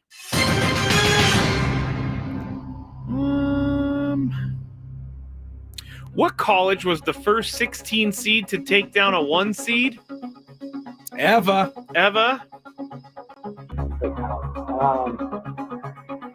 I'm going to pass to Chris. Ooh, he's going to pass to Chris. Smart move. Not really. Not this time. What? Maryland, Baltimore County. They beat Virginia. That was like the biggest thing ever. Sorry. Daniel, I'm sorry. I'm kind of crazy on seedings like that. I wish I'm good on that. I wish Chris would let people win, but what would be the point of playing the game if I just like arbitrarily just chose people to win?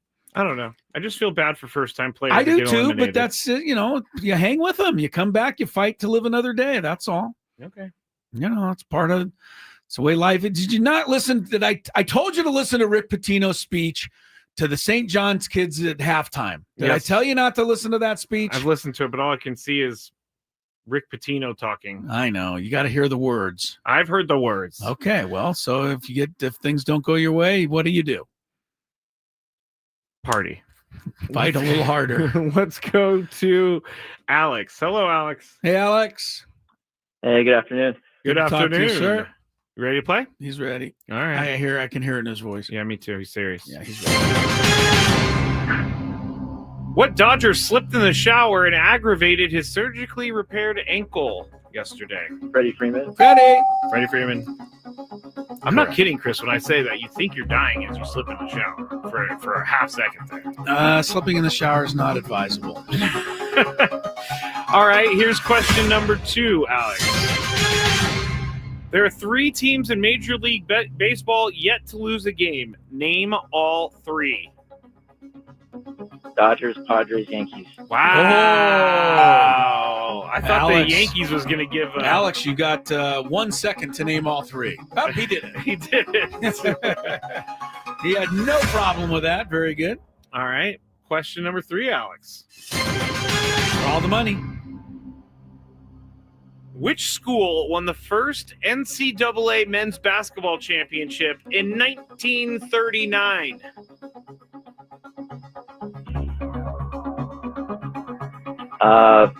UCLA. UCLA. Fight. Stay there. You're going to hate me. I want to duck. I mean, you were there probably. I'm going to duck because it was the Ducks. Oregon. Sorry, Alex. I just know that. It's one of those crazy factoids I know. This is my head banging into the mic. Phil Knight was very excited. Sorry about that, Alex. Sorry, Alex. Good to play you. Phil Knight should be excited. Well, he was in 1939. Had he been there. All right, let's go. I didn't get a chance to screen you, but your name on this says Moise. Moise? Moise. M-O-I-S-E. Okay. Moise. 973. Going once. Phone number. All right. Let's go to our next contestant. Moise Eric in San Diego. Hello, Eric. Hey, guys. How's it going? Pretty good. Can I call you E-Man? Does anybody call you that? You sure can. Right? A lot of people call you E-Man, don't they? I just had a feeling on that for some reason. My brother's named Eric, and no one has ever called him E-Man? No, no one's ever called him E-Man. All right. All right, Eric, here we go. Question number 1. Just because your family isn't hip doesn't mean that Eric's family isn't hip. Which Padres bench player played for the Mets last season? Oh, Padres bench player. I can't think right now. All right. Unfortunately, that's another vote for Jose Iglesias. He's having a big day on the game show. Sorry. E-Man. It's because you named him E-Man that he. I don't know. I had a few of those, like when I was in high school. Like, hey, Big E. Big E. I wasn't even that big, but it must have sang to people. I don't know. All right, let's go to Jared in Poway. Hello, Jared. Hey, how's it going? Pretty good. Good, Jared. Good. Let's get going. Question number 1. Today is the 2-year anniversary of what San Diego sports history moment? Getting to the championship of the NCAA. That works. A winner. That works. Lamont Butler Day. Yes. You just call it Lamont Butler Day. Call it for what it is, right? They should. How difficult would it be to make a little proclamation and stick it in the record books? Sure. I don't know what a key to the city actually about gets to go you. in that direction, but I can't because it will take us off track. Yes, right. All right, Jared. Question number 2. Jared got that one. Good job, Jared. What pitcher retired today after 13 MLB seasons? Shit. Oh. Moving on to the next contestant. Can't win. Yeah, you can't win if you swear. All right. Automatic elimination if you swear. Yeah. Sorry about that. And I know it's never. In fact, I could tell for sure with Jared. It was not in a moment of trying to No, swear. he didn't do it on purpose. Yeah. It was, oh, great, I don't know this one. Right. Yeah. We got to be careful, though. No swearing. You're immediately eliminated, Yes, no matter what. You're not banned from the game or anything. Also, if you use a certain word that Scrape used yesterday on the show, you're also eliminated. Which, by the way, I did a lot of looking into that last night, and I really don't think it was a problem. Guarantee it's a problem. I'm going to text Adam right this Guarantee second. that's a problem. I'm going to text Adam right this second. Hey, Adam. Don't text him right now. We got a game to play. Fine. Text him at the break. Jose, Chula Vista. Hello. Hello, Jose. Hey, how's it going, guys? Pretty good, sir. Pretty good. You ready to play? Yes, sir. All right. All right. Good. What school is Sister Jean associated with? Sister Jean making a. It's been a while since we've heard from Sister Jean. This is a number one question. I have no idea, so I'm gonna say like BYU. BYU. I like the guess. Sister Jean would never go to BYU. No, she's too cool for that. Well, are you asking because they're playing tonight in the NIT, or was that just coincidental? This has been in there for a while. Loyola, Chicago, Loyola, Illinois. Yeah, the Ramblers. The Ramblers. They made the Final Four one year. And if you're wondering out there why we have this, I have no idea, but there's Sister Jean. We do have a what? We have a Sister Jean bobblehead in here. I couldn't tell you That is insane. where that came from. But, all right, we're doing tiebreaker. I'll give you a player. Kyle Hart KBO numbers? No, that's ridiculous. Let's go with the Red Hot. No, he hasn't played long enough. You got to have a little longer career than that. How about Paul Goldschmidt? Paul, that's a good one. He's having a good year. Off to a good start. That is a good one. Goldie. Of course, all the Yankees are cheating and using the bigger bat. I don't think he's using the torpedo, though. Yeah. John Carlos Stanton said that when he comes back, he's going to give it a try. Torpedo me. It may be illegal by that time. It could be because he's never coming back. Right. We know Giancarlo Stanton does not come back quickly. All right. Paul Goldschmidt. Very, very robust numbers, Chris. Yeah, he's had a good career. Let's go to Matt in La Mesa. Hello, Matt.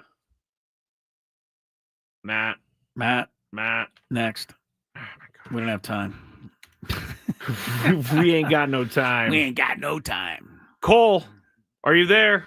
Cole. Yes, I'm here. Hey, Cole. All right, Cole. We're going to be playing the tiebreaker. All right. So here's how it goes. You stay right there. I'm going to ask Chris for a number. He's going to give it to me, and then Cole is going to guess whether the actual number is higher or lower than what Chris guessed. Gotcha. I think that was the best I've ever explained it. Pretty well done, yeah. All right, Chris. I bet you even Cole understood that. Yeah, I think so. That's a good thing for me. Good.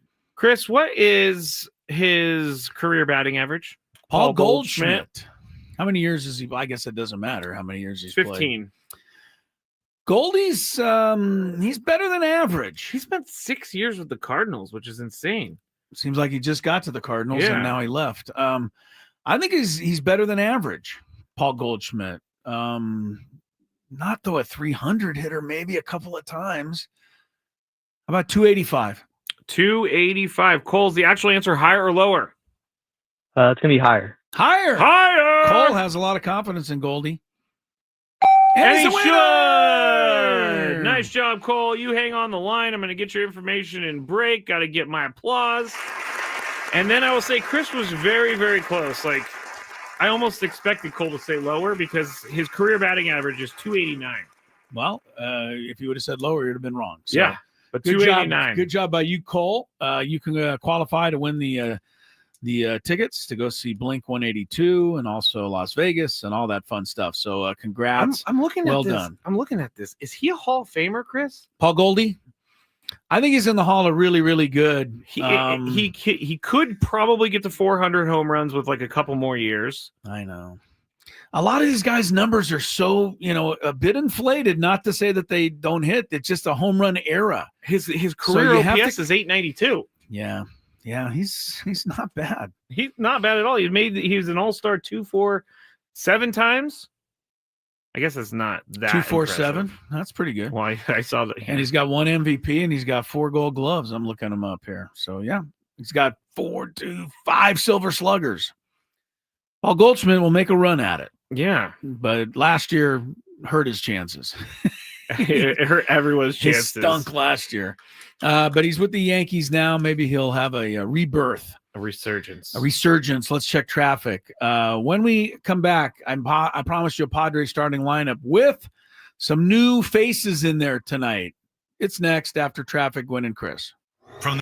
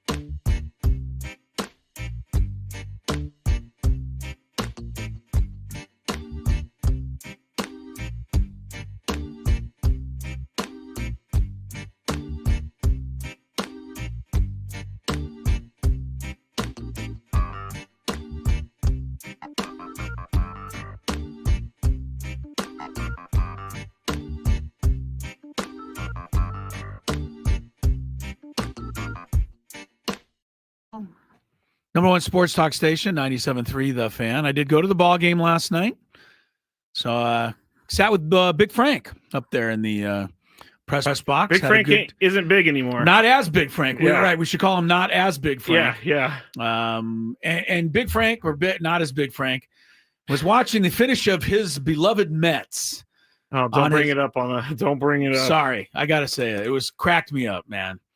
His Mets fandom strikes a chord for people. I'm sorry about that, people. It strikes a chord for me, too. He's from New York City, and he grew up, following the Mets. I mean, I don't think you can hold it against the guy. I think he has Mets eliteness in him. He might. But he also has a little Mets nerdiness as well. Totally. All right? Now, Frank, if you're out there, it's okay. I still like it. But he's watching the end of the game on his laptop last night up in the press box. Mets are leading by 6 runs, 2 outs in the bottom of the 9th, 1 man on base for the Marlins. Why is he watching? Because he's a fan. He's crazy. The Mets pitcher strikes out the batter. The game's over. The Mets win by 6. Frank goes, yes! What? And I was like, wow, Frank. I mean, I'll give that to you if there's a tying run at third. Oh, my goodness. But they won by 6 with a guy on first base. It wasn't like they were going to lose this game ever. Not to mention you're in the press box. Oh, no, he wasn't loud enough to disturb the press box. So I didn't mean to give off But that. it was still like an overly confident. It was just an overreaction in my mind. When you're up by 6 really with a runner on first base, that game's over. You've won that game. That game is over. Yeah, you don't need to be sweating that out. But God love you, Frank.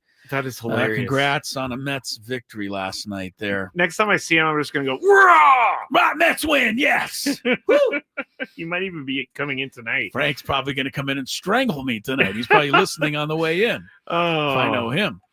All right, Padre lineup is out for tonight. Now, they are facing a lefty, so keep that in mind. Logan Allen started for the Guards tonight. So the Padres go with this. Fernando, of course, leading off. I read somewhere that Fernando's led off 165 games in his career. So that's a whole season, basically, of leading off. 165, pretty close. In those 165 games, according to what I read, Fernando, 50 home runs, 39 steals in those games alone. Okay. So I think Mike Schilt knew something here by changing this up and putting him at leadoff. And, eventually Arise is going to get used to batting second, and then it could take off even more so than it has. I will not make a call for the leadoff batter to be changed this year. I'm just not going to do it.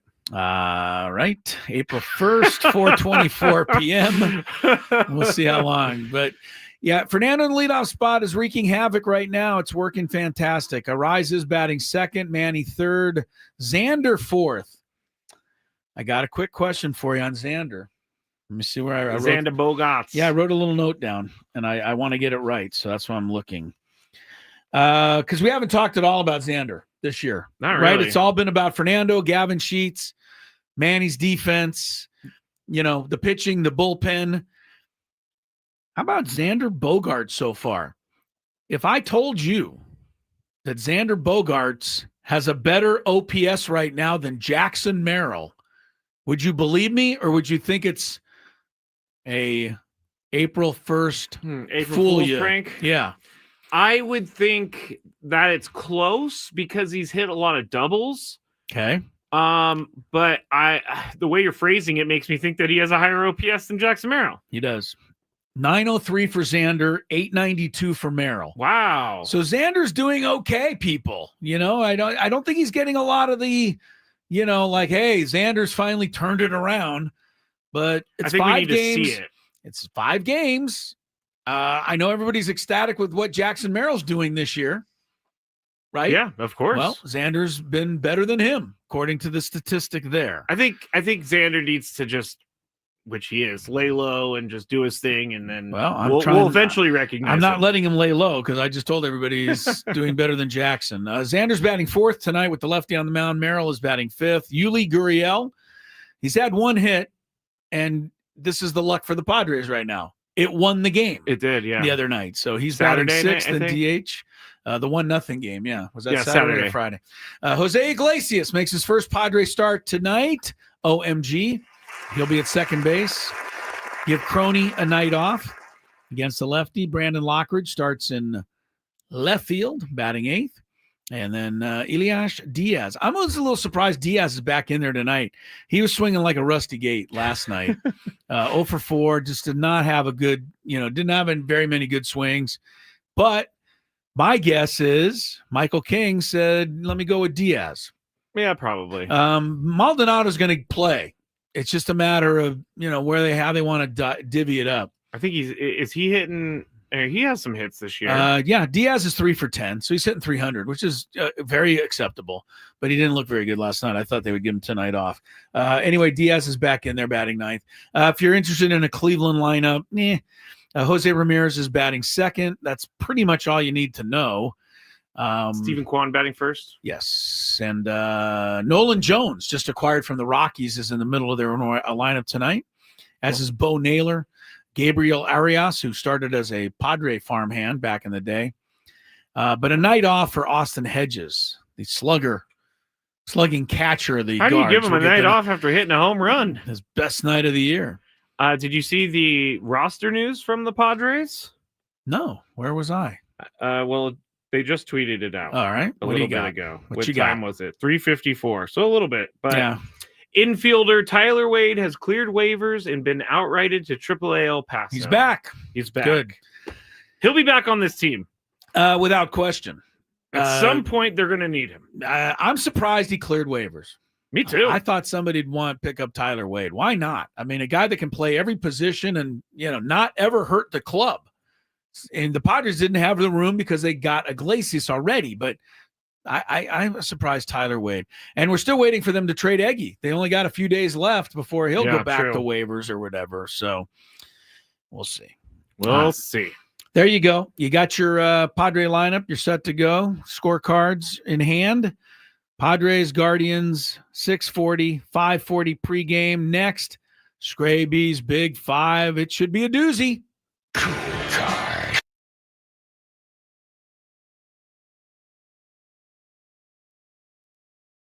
All right, it's time for the Beaver Nuggets.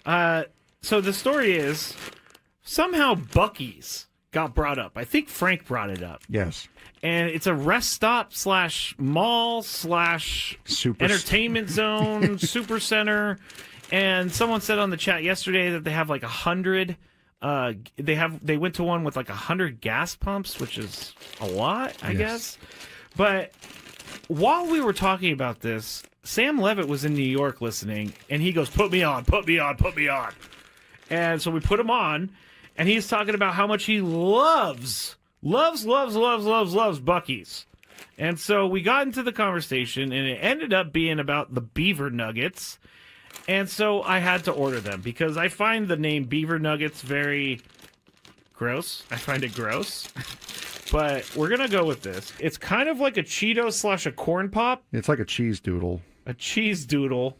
And we're going to eat them right now. I don't think these are bad, but here we go.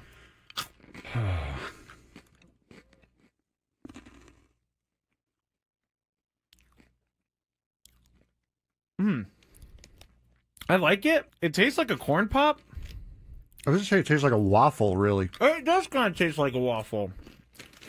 You know what? I'm in. These are good. Yeah, I'm not. You want another one? No, I don't want another one. But yeah, I mean, it tastes like a waffle, like a waffle with syrup on it. It's pretty good. I gotta say, I'm not hating these at all. Actually, they're very good. I like this. The waffle is a perfect explanation. If you've ever had, I'm sorry, I'm talking on the microphone with food in my mouth. But if you've ever had a what is it? A Lay's potato chip that's waffle flavor. It's kind of like that. Sad Fryer says, "Are they cheesy?" No, they're not cheesy at all. Actually, they're sweet. No, it's like a hard waffle with syrup on it, with dried encrusted syrup on it. Now I don't exactly know what the puff is. It could be just fake something. Most likely. I mean, it's like caramel a little bit too. All right, I gotta stop eating these because I will eat the whole bag. I love these things. I'm gonna leave them here though because I will eat this if I go home. It's just gonna be a bunch of beaver nuggets in my bed as I sleepwalk or something like that. All right, it's time for the beaver nuggets. So the story is somehow Buc-ee's got brought up. I think Frank brought it up. Yes. And it's a rest stop / mall / entertainment zone, super center. And someone said on the chat yesterday that they have like 100. They went to one with like 100 gas pumps, which is a lot, I guess. But while we were talking about this, Sam Levitt was in New York listening, and he goes, "Put me on, put me on, put me on." And so we put him on, and he's talking about how much he loves Buc-ee's. And so we got into the conversation, and it ended up being about the beaver nuggets. And so I had to order them because I find the name Beaver Nuggets very gross. I find it gross. But we're going to go with this. It's kind of like a Cheeto / a corn pop. It's like a cheese doodle. A cheese doodle. And we're going to eat them right now. I don't think these are bad, but here we go.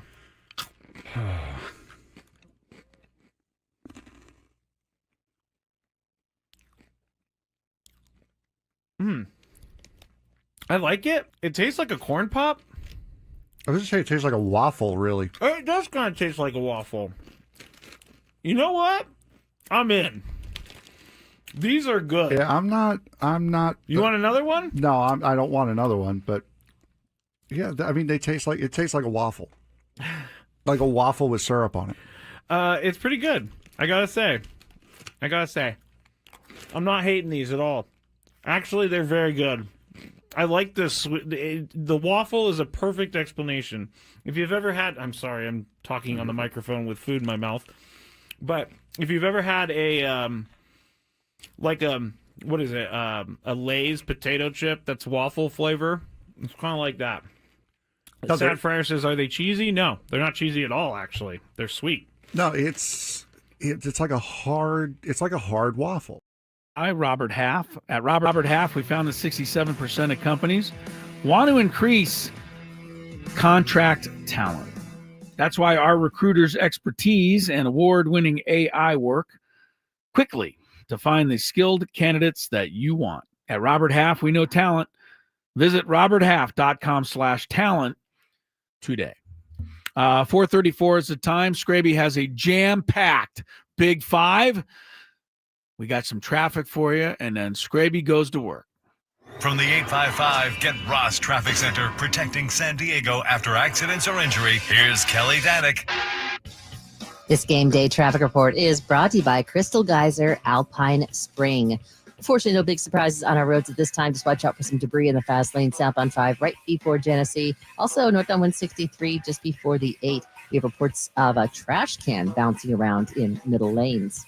What makes Crystal Geyser Alpine Spring Water different? They always bottle their Alpine Spring Water less than 1.5 miles from the spring source. And all their bottles are made with 50% recycled plastic from their own recycling plants. Crystal Geyser, bottled at the spring source. I'm Kelly Danick with Gwynn and Chris, San Diego's #1 sports station, 97.3 The Fan.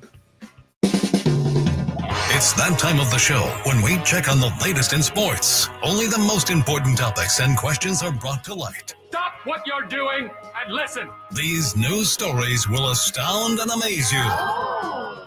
The one, the only. Oh my God, who the hell cares? The Big Five starts now on 97.3 The Fan. All right, we got a lot to get into here in the Big Five. We got some serious topics. We got some topics from last night. And we also have, of course, some more torpedo bat topics. And we'll get started with the first one, which will be something that happened in last night's game. I was listening to the radio, and Tony thought this was a brilliant move. Number 5. Manny Machado had a pretty heads-up play by tagging the runner going to third while he was interfered with and ended up getting a double play. I know it's a very simple explanation, but the Guardians TV broadcast was having none of it, and here it is. Both take off and an easy out at third.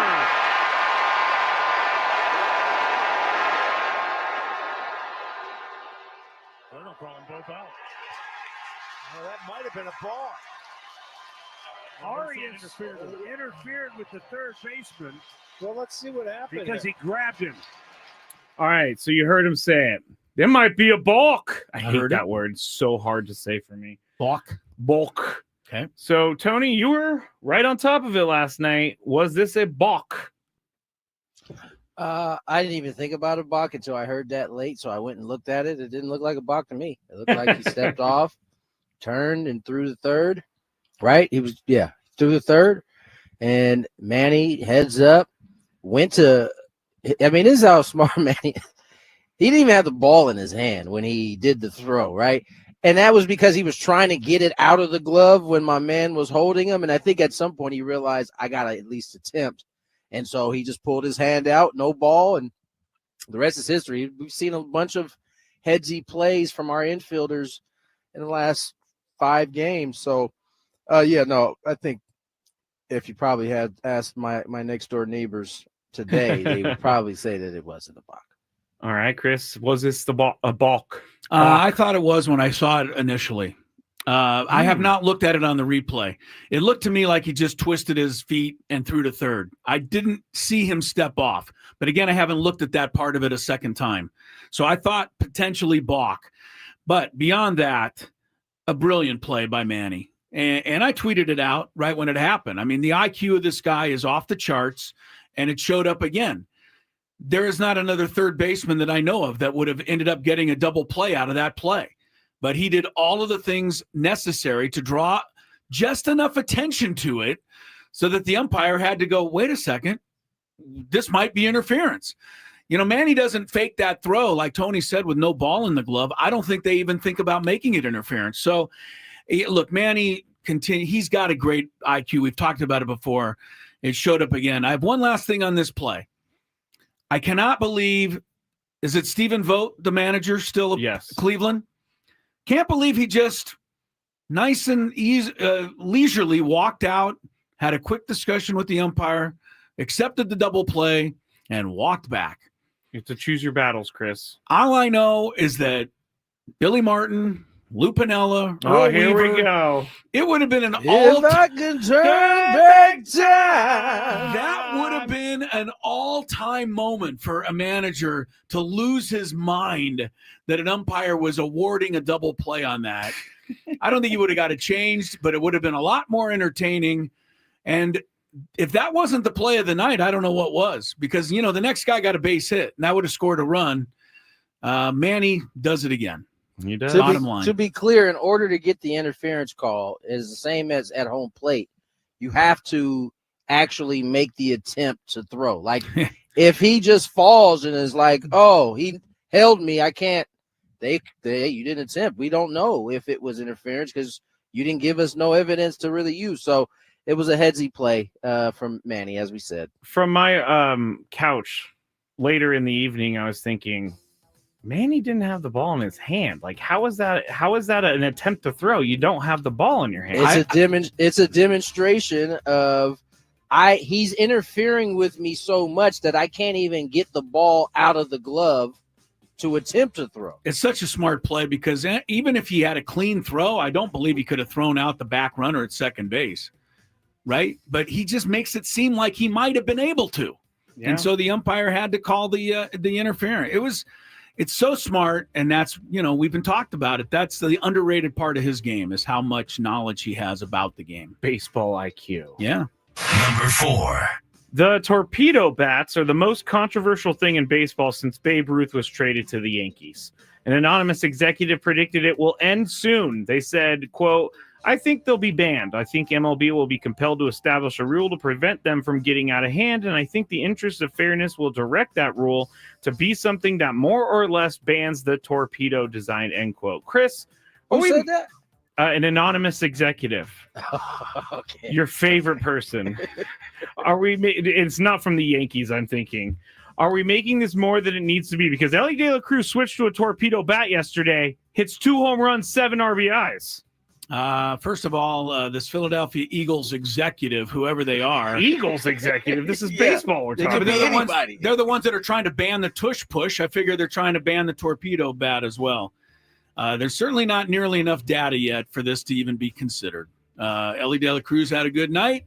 A couple of New York Yankees have been using the bat, have been swinging it well. That's not enough. So you're right. If everybody uses a torpedo bat, starts hitting 2 home runs in a game, I imagine they'll do something about this, but it's way too early in the process. Tony, are we making this more than it needs to be? Yes, we are. And I love the anonymous executive. Not even a source, just an anonymous executive out there saying he thinks it's going to get banned. I wonder, is this guy even in baseball ops? Is he just a suit up top? You know what I'm saying? Like, that doesn't know much about how this works. I don't think it's as big of a deal.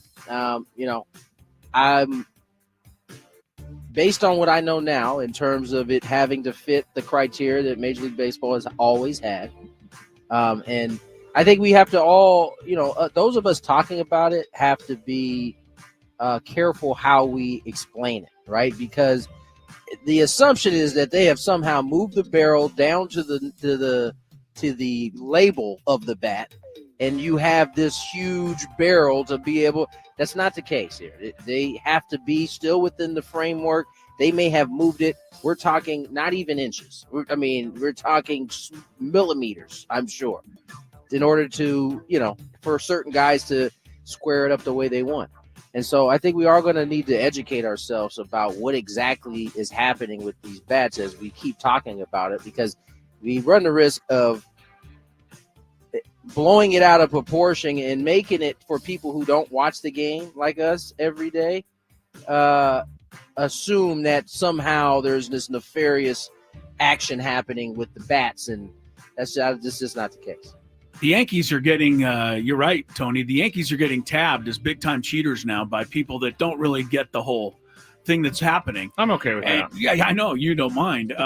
People are tweeting out AIs now of of Yankee players holding bats with barrels that are the size of gigantic tree trunks. Yeah, so it's hilarious. It's pretty funny right now. The other thing that why I don't want to overreact yet is somebody like Brandon Lockridge, who played in the Yankees organization, said he was given every opportunity to use one, and so was everybody else, and most of the guys didn't like him. Yeah. So, a couple of guys are using them. Ellie De La Cruz had a good night. That's keeping the attention on it for sure. But I don't want to make too much of it yet. I just hope that they're tracking when Jazz goes over and breaks 2 bats. And so we can make sure that we are say, hey, these things they're not a cure-all. You're not finna just go out and just have 4 hits a night. Because that's how it's seemingly starting to sound. Oh, you're going to get 2 homers by using this torpedo bat. It's just, we sensationalize everything. This is the newest thing. Yep. Number 3. All right, to kind of a serious story, but Pat McAfee and crew brought up a news story a month or so ago, and The Athletic has written about how it ruined someone's life. Whoa. There was an internet rumor going around about an Ole Miss student who had a girlfriend, and the rumor was that the dad of the student had relations with his girlfriend. This is not true. It did not happen. The segment lasted 2 minutes, but the girl in question, or the woman in question, Mary Kate Cornett, the college freshman at the center, wishes that she could move on. And ever since this has been said, she has been receiving creepy phone calls, texts, and voicemails after her phone number was posted online. Someone swatted her mom's house, and she had to move off campus because there's so much negative attention on her. The point of the article was to ask how much responsibility Pat McAfee has in contributing, that was a tough word, to her life falling apart. Tony, how much responsibility does Pat McAfee shoulder here? If I'm being honest, I only read the Athletic article. I didn't actually see the segment. I feel like I would need to have watched the segment in order to make a judgment on how much responsibility. It looked like Adam Schefter was extremely uncomfortable. You watched it? Yeah, because Adam Schefter was there, and he goes, that's why they brought it up. They're talking about an Ole Miss player, and Pat McAfee goes, hey, have you heard about what happened at Ole Miss? Kind of like he does. Like, he jokes around, and it's not like, it doesn't seem malicious, but in this case, it ended up hurting someone. Yeah, I mean, listen, I think, without answering it directly, because I didn't watch it, I think we all hold some responsibility in how we talk about especially stories that are not confirmed. You know, we've been burned on that before. You know what I'm saying? And it's not a great feeling. And so you certainly and that's just from our standpoint. It's not a great feeling, right? We're not talking about the people who are actually involved in the story and how that, you know, can take shape and affect their life. So I think we all have a responsibility, especially on things that are unconfirmed or rumor, and that's from that standpoint. But yeah, I mean, I really would like to have I would really like to have seen the segment so that I could speak to the actual question you're asking. But I do think, you know, even us on this radio station have a responsibility in how we talk about things and making sure that we got the facts right. I guess I should have. I couldn't play this segment because it was too long. Yeah. But I should have sent it. Right. Chris, I'll start. I'm sorry, I laughed at the we should make sure we get it right, because occasionally we don't. But we try to get it right all the time. I'm going to start this answer Tony. by saying that I have heard that Pat McAfee is an idiot. Okay. Now, having said that, I really haven't heard that. But the fact that I would go on the radio and just willy-nilly say, you know, I heard Pat McAfee's kind of an idiot. There would be a bunch of people who listen to our show that just would go through life thinking that Pat McAfee must be an idiot because Chris Ello said so on the radio. Where do I start? Mel Kiper? Well, okay, there are people that I do think are. My point Dan being, Hurley. My point being is if I start, you know, going out and saying something like that totally unsubstantiated, then I have to take responsibility for what I'd said and, you know, putting Pat McAfee in a bad light. Seems to me he put this young lady in a bad light. Whether he meant to or not, he did.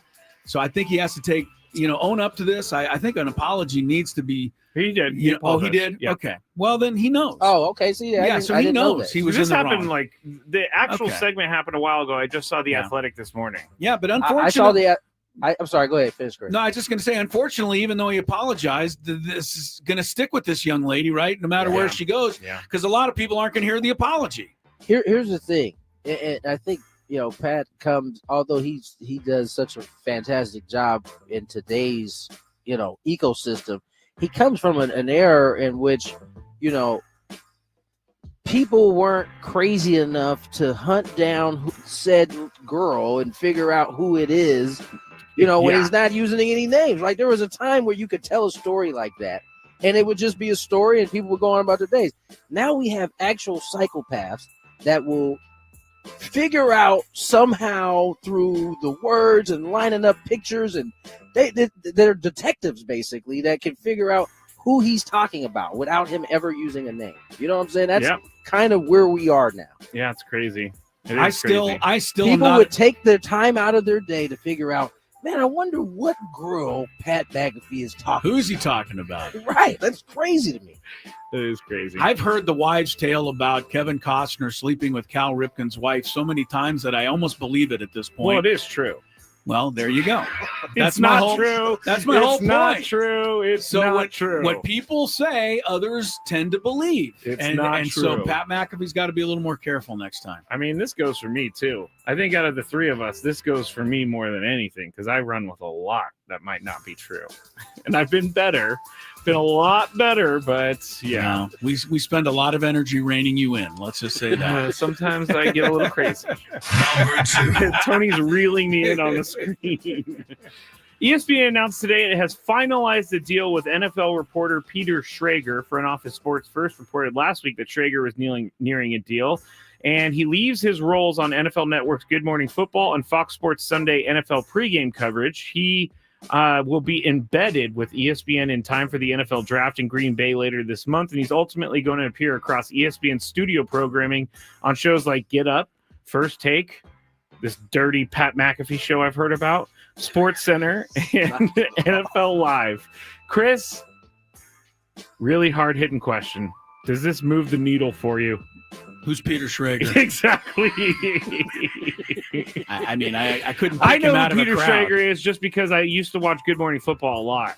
But, you know, this is obviously good for him. I mean, this is a big deal. I mean, he's going to make a whole bunch of money. He's obviously been good at his job, good enough for ESPN to want to bring him in and, you know, try to break stories. Yeah. So Yeah. But I really am not, I don't know who well he is. versed in. And Mr. you also Schrager. know that I don't watch any pregame talk shows on any network about any sports because I think they're all just a bunch of hot wind, most of them. Hot wind. I do, yeah. Bluster.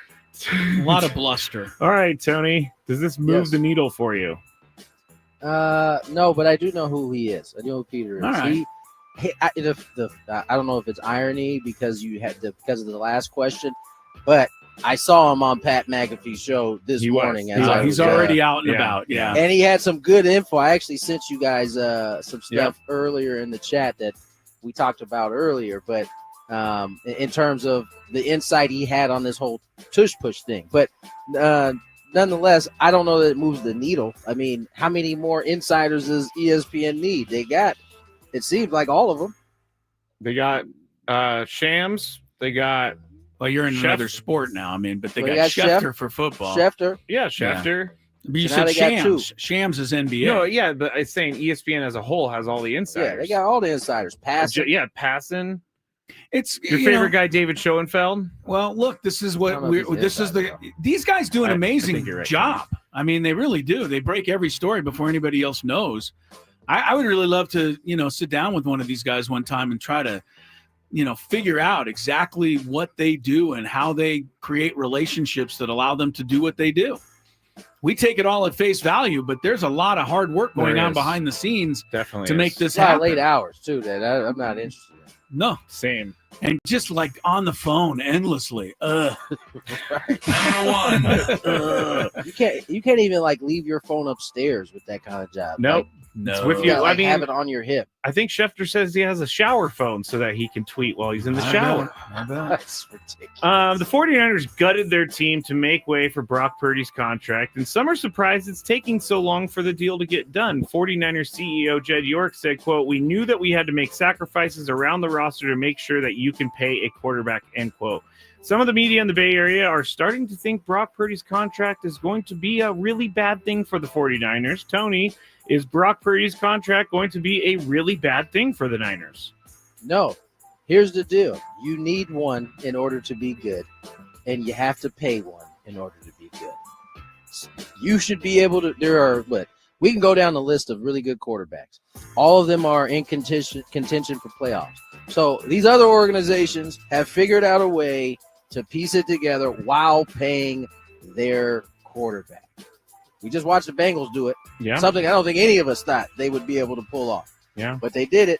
And so, I don't want to hear from the 49ers crying poor or the way that it came off from York was like, well, we had to kind of gut our team in order to make way. Yeah, nah.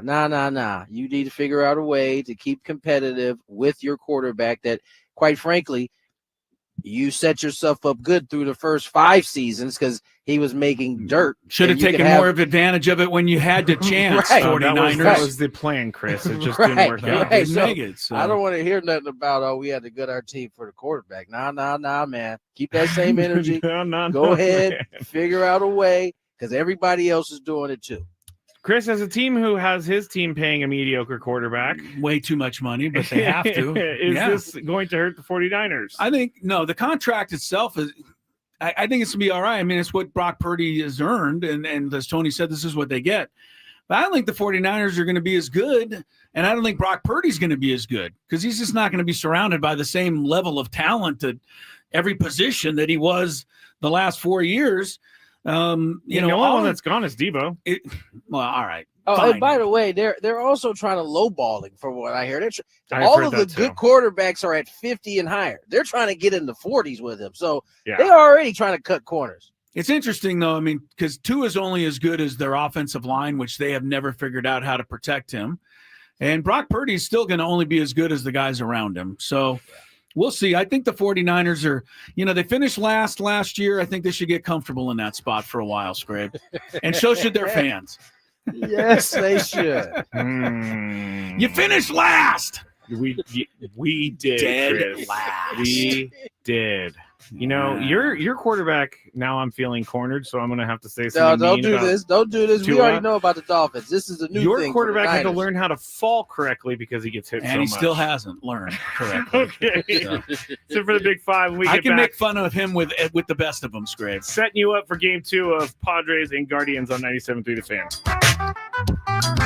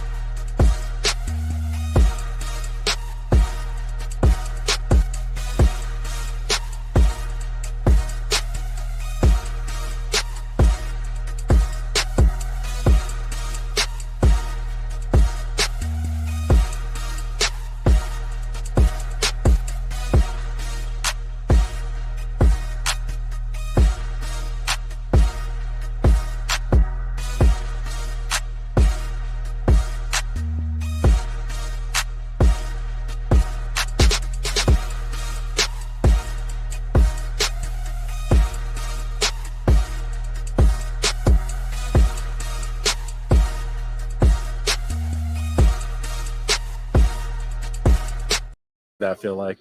That was awesome. That was it was pretty special to, the fifth game in, to have that reception from this crowd and this fan base. And, I've always seen it from afar on the visiting side, and to be on the home side, it's been everything I was hoping for and a little bit more. And I don't know if you've seen it online, but a few fans have been taking to calling you Derry Bonds for that left-handed swing. Have you heard that, and what do you think about it? I've seen it. It's hilarious. I'll take whatever I can get. But seeing that is hilarious, and just just the reception in general from this fan base. It's been incredible. Gavin Sheets. My bad. How we good? Yeah, I knew what I did there. Gavin Sheets with our Ben Higgins out at Petco Park a little earlier today. Derry Bonds. Okay. He's got one home run. So again, it's early. He was he's got like 69. He's got 72 more to catch Bonds this year. So he had like 3 feet before his second home run last night. Well, he's been really, really, as Bill Murray used to say in Caddyshack, he's really been clubbing the ball so far. And look, here's the thing with Sheets. Can they find a little more out of him? The guy had 10 homers last year. He had 10 homers the year before. He had 15 2022. He had 11 in his rookie year. So he's been in double figures in home runs each of the 4 years. He doesn't have a lot of RBIs because he played for the White Sox. There's nobody to drive in. That's what I'm saying. So, the average is going to be 230, 240, but so far it's 500. I don't know that we can expect that to hold up. But as I said earlier today, the thing with Gavin Sheets so far, it seems like he's got 7 hits, but every one of them seems like they've turned the game around. The home run won the first game. Last night he had, bases clearing double or a 2-run double, then another 2-run double. And, he's just kind of been there, the guy in the spot so far. So he won't be in the lineup tonight with the lefty on the mound. Yuli Gurriel getting the start of designated hitter tonight. But, you were talking about how happy I was anyway, and Tony agreed that for Kyle Hart last night, this guy was making really his, getting his first win ever in the major leagues after 10 years of Pawtucket and, Greenville. And then Korea last year, right? And to come back and, get a starting nod and get a win in your first game, 19th round draft choice. These are guys I think you can root for them. How about Gavin Sheets? 37th round draft choice. Yeah. Back in 2014. Now that was out of high school. By the time he got out of Wake Forest, second round. So he made a big jump. Big jump. It was smart for him to go to college is what we're saying here. Wake Forest, by the way, one of your favorite. Yeah, I love Wake Forest. Universities out there in good old Winston-Salem, North Carolina. What is the good old Winston-Salem? I've never been to Winston-Salem. Nor have I, and I believe it's only named that because those are tobacco companies? tobaccos. Those are 2 cigarette brands back in the day. Salem. Wow, you just unlocked a memory in my head. Used to smoke Salems? I know what they are, yeah. Okay. Why Derry Bonds? I know the Bonds part. What's the Derry? He's referred white. to? Man. Okay. That's all I can think of. Is that what you can? Yeah, I don't know. I don't get that nickname. Yeah. So somebody's got to explain. He's not like, are you trying to tell me he's a farm boy maybe, but he's not, right? He's from Tobacco Road, but he's not a farm boy necessarily. If someone can tell us in the chat where the origin of Derry Bonds is, because I just started seeing it pop up last night. Okay. I like Holy Sheets much better. Holy Sheets. Yeah, I like that. I do, but it's too close to a bad word on the radio. Too close, but if Derry Bonds is referring to the fact he's a white guy, is that really acceptable in this day and age? I don't understand. I don't know what's acceptable anymore. By the way, is anybody on the chat or on the YouTube, or maybe you can explain? Because I asked this yesterday to Tony, and he didn't know. And I thought, man, Tony's always my go-to for this stuff. But every time Auburn basketball team makes a basket, it's one of these running down the court. Call me. But what does that mean? I don't get what that means in basketball terms. But that's their big go-to. After every big basket, and the Aztecs had a couple guys do it this year too. So to me, it's very it's made its way through college basketball, and I've seen it even on T-shirts. We're not cool enough. No, I definitely. Well, you know that I'm not. I'm definitely not. But somebody's got it. What does this mean? Call me. Well, okay, if that's what it means, but what does that mean? You just made a jump shot. Call you for what? Because you made the jump shot. No, that I makes don't really no know sense. Either. I don't really know either. Somebody help out on the chat. Somebody's got to know that. I hope. No. No response yet. Well, they're still just kind of coming in. People are more talking about the cigarette brands that they smoked back in the day. Oh, wonderful. Oh, great. I'm glad I We started got some that up. Pall Mall and Chesterfields. All right. Sorry about bringing that up. Anyway. Yeah. Okay. They're saying it's because he's white. Dairy Bonds. Dairy Bonds is because he's white. Yeah. Because milk is white. Yeah, I know it is, but I don't. Cows are black and white. I know. No good. You can do better out there, people. I kind of like it. Can do better. Gavin Sheets said, "Hey, I'll take it. Whatever nickname you want to give me." Gavin Sheets is happy to be playing Major League Baseball. Are you kidding me? Tony can say what he said earlier that maybe Gavin would have made the team. I don't know. See, Frankie on the chat has we're going back and forth now. The call me thing. Yeah. He has what I thought, telling NIL offers to pick up the phone. That's what I said earlier. You did, and Yeah. it didn't make any sense to me. So Frankie's saying that when they do this, they're saying, call me because I need money based on the fact how great I apparently am. I guess so. Okay. I don't know. It is too simplistic for me to stand on my lawn and say NIL sucks, because there is some good to it. I'm glad these kids are getting some money, but the NIL sucks.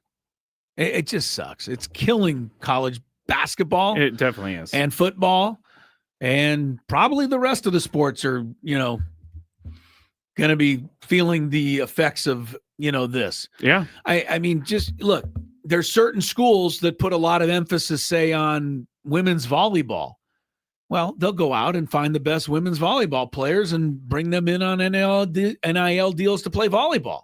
So the certain schools will have all the good volleyball players. I mean, yeah. To me, baseball, like these kids in the SEC, they're getting paid to play baseball in the SEC.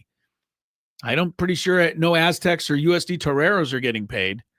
It's not, this whole thing it's messed up. And I'm going to stop complaining about it because I really want to just enjoy college sports, but it's getting harder and harder. It is getting harder and harder. And Kevin Willard, the now Villanova head coach, former Maryland head coach, was just basically saying yesterday or a couple days ago how, they just can't compete because they only get $3 million in NIL and all these other schools have more money. I heard a really interesting phone call on the Bart Winkler show a couple weeks ago about this. Okay. And before, when you gave out scholarships, you have a certain amount of scholarships that you can give out. So now you can't go out and offer, 25 scholarships to players. Maybe they should do that for some of the NIL. Maybe you can only offer a certain amount of, you have a salary cap. I mean, that's the word that keeps coming back to me. And good luck getting that through the courts. Yeah. When people say, well, I should be able to earn whatever I can. It's true. And the courts will agree with you. There was a kicker for, I think, Central Florida, like long time ago, maybe 10 years ago, who started a YouTube, and he had a lot of followers on YouTube, and they told him he couldn't make money off of it. And so now everything has completely changed. Right. I don't understand how you can tell someone he should have made some money off it. He should have, for sure. Ed O'Bannon of UCLA in the 1980s and 90s should have made a ton of money as a college athlete because they were using his likeness to sell, NCAA basketball video games. Yep. That's where this all started, by the way. Which I kind of agree with. I don't disagree with it.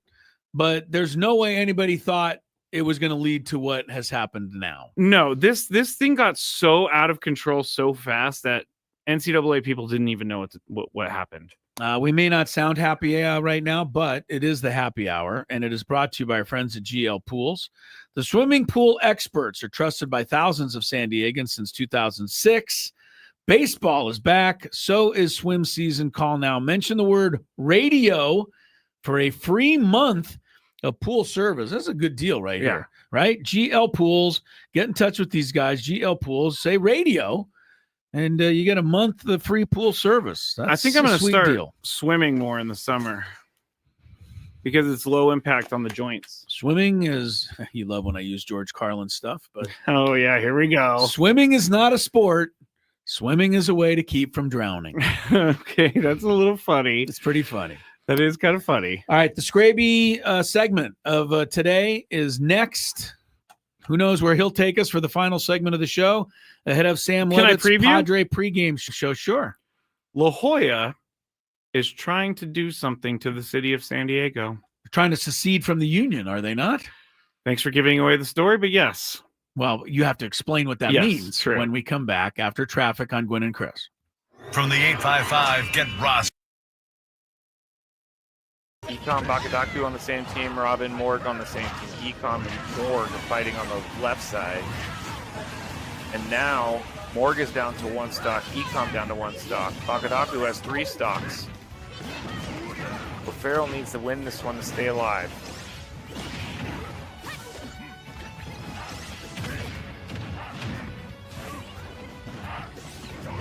Econ and Robin on the left.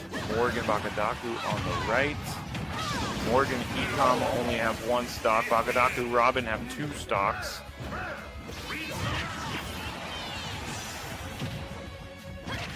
Now Robin, the only one with 2 stocks. Everybody else with 1. Kearney took the first game.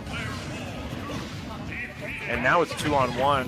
Actually, Morg is back, so now it's back to full strength on each side. Everybody has 1 stock at this point. Robin looks to be out. Ecom and Bakadaku against Morg. O'Farrell needs this.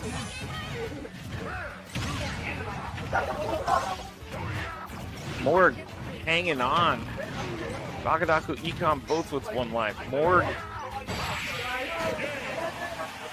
And there you go. O'Farrell ties it up. Now we go into the 3rd and final game. 3, 2, 1, go! It's this.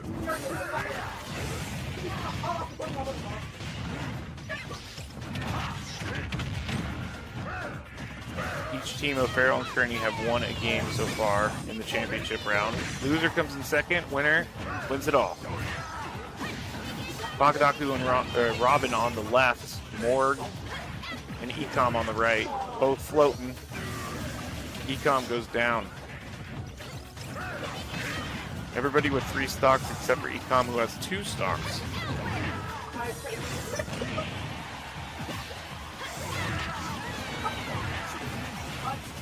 Now Robin down to 2 stocks. Ecom and Bakadaku trying to get back on the stage. Bakadaku does, Ecom does.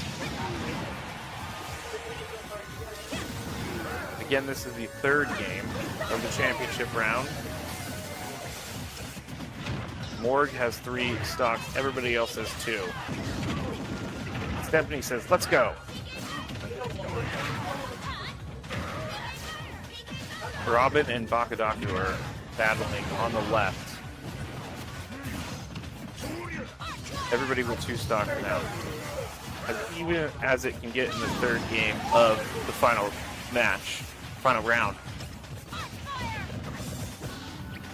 Now Ecom down to 1 stock. Everybody else has 2. Robin and Ecom on the left, Bakadaku and Morg on the right, but now Ecom and Bakadaku trying to team up. Robin now with 1 stock, Ecom 1 stock. Everybody else with 2. Bakadaku and Morg 2.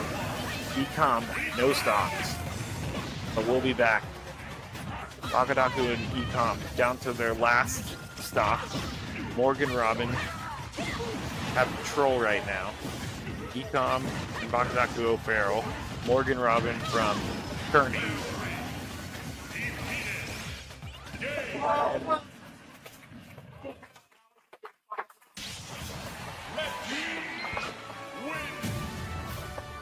And that's it.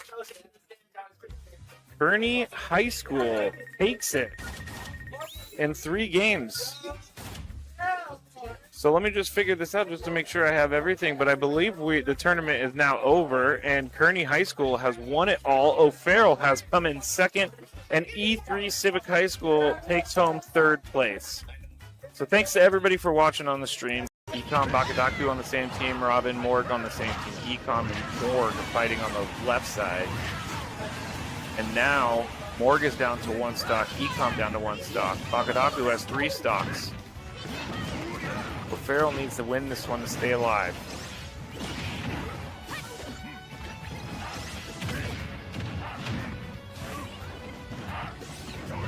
Econ and Robin on the left. Morgan Bakadaku on the right. Morgan Ecom only have 1 stock. Bakadaku, Robin have 2 stocks.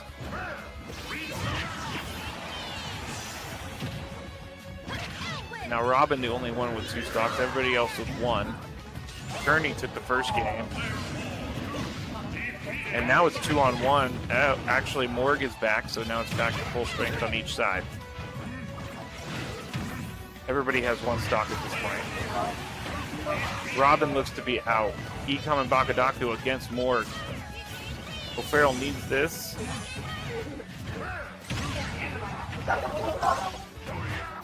Morg hanging on. Bakadaku, Ecom both with 1 life. Morg. And there you go. O'Farrell ties it up. Now we go into the 3rd and final game. 3, 2, 1, go! It's this.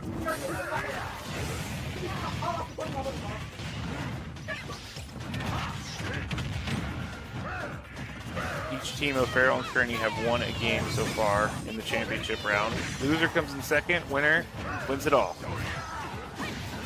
Bakadaku and Robin on the left, Morg and Ecom on the right, both floating. Ecom goes down. Everybody with 3 stocks except for Ecom, who has 2 stocks.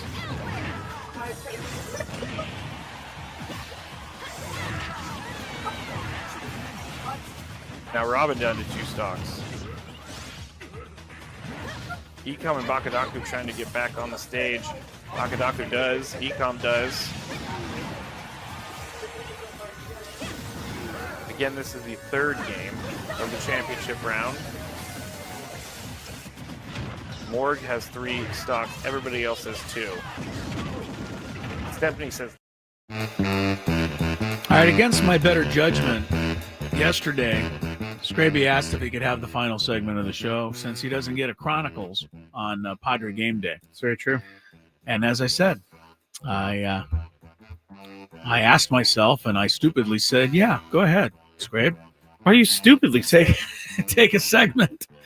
So where are we going here with about before we send it to Sam Levitt for the pregame show tonight, sir? We're going to go in a bunch of different directions, All right. and let me get my music real quick, my Chronicle music. Okay.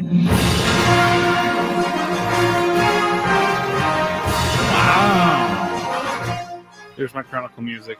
It's pretty impressive. Thank you very much. Who orchestrated that music for you? John Williams of Star Wars fame? Yes, that guy, Hans Zimmer. Or Hans Zimmer? Okay. There's another guy I know that I can't think of his name right now. Yeah, I get you. But we're going to start with this story in La Jolla. And before people get mad at me, I know this has been going on for years. It doesn't mean we can't talk about it. Okay. What is it? They're trying to break away from the city of San Diego. La Jolla is not its own city. That's correct. It's there. Like so if you live in what's called La Jolla, I believe you can put that on your mailing address, but officially your address is San Diego. Yes. It's not La Jolla because there is no such thing as the city of La Jolla, basically. Diane Kane, the vice president of the Association for the City of La Jolla, said, "We've always sort of been our own entity. We have our own post office, our own zip code, and these go back to the 1930s. Apparently, this group had a little bit of a setback recently because they fell short more than 1,000 signatures required for the process of incorporating, according to the Registrar of Voters. The push to meet this requirement has been ongoing since the group was notified they fell short, only at a short window to meet the benchmark. Kane said, we've done a financial analysis that indicates we can take the same amount of money we are currently giving the city of San Diego and deliver the same level of services. In fact, she is confident they could do a better job.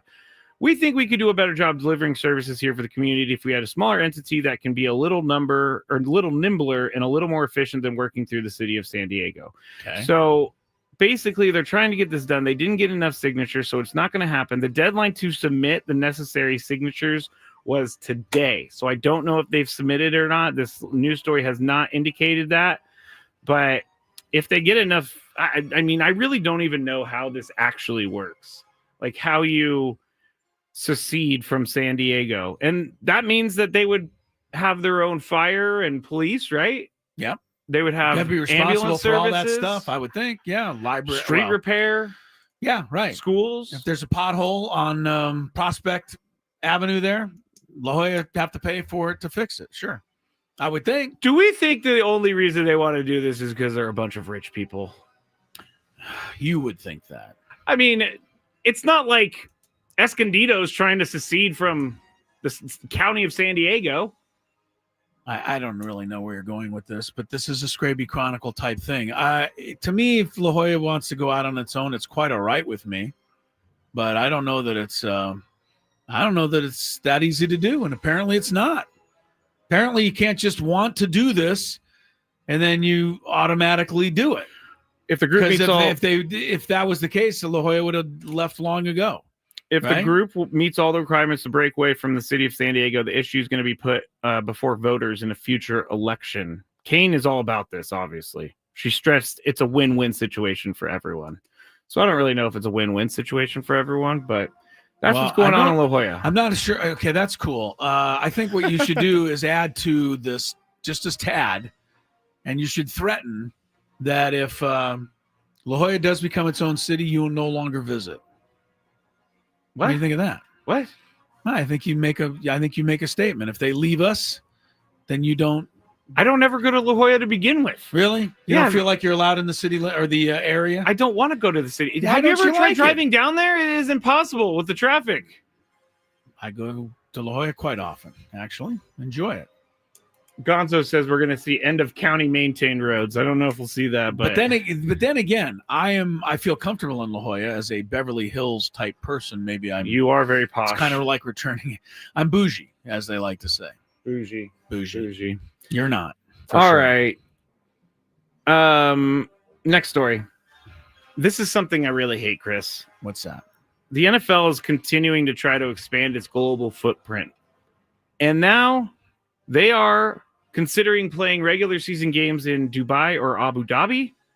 The Commanders, the 49ers, and the Rams have international marketing rights in the UAE, meaning that one or more of them would host a home game in Dubai or Abu Dhabi if the league moves forward with the proposal. Dubai's 11 hours ahead of Pacific Daylight time zone. A 1 p.m. kickoff in Dubai would start at 2 a.m. local time in San Francisco or Los Angeles. All right. The guy who's in charge of this, I don't know his first name. His last name's O'Reilly. We don't know the timing. It's really an if in terms of whether we'll play a game there. But I will say is that's a market where there's strong interest in our game, strong interest in growing our game on a year-round basis. He went on to say it's an important market while citing the NBA and international soccer games played in the region. The NBA, if the NFL moves forward, it would certainly draw similar criticism to the NBA. If they move forward, what are you going to do? Not watch that one game? Or you're going to? I'm not waking up. You're going to boycott a season? I don't know. Like wake me up when the Super Bowl's over. I don't know. You're not going to do anything. I agree with you. You won't do a thing. I agree with you. They're gonna play a game in your lifetime, not mine. In your lifetime, they're gonna get one game in on the moon. They're gonna go for it. You know, punts will say all the punting records will be broken in that game. That is look, it seems idiotic and crazy to me, but I can't argue with the NFL. They're making more money than any entity has a right to. Everything they're doing works for them. Obviously, it's a gluttonous society when it comes to business.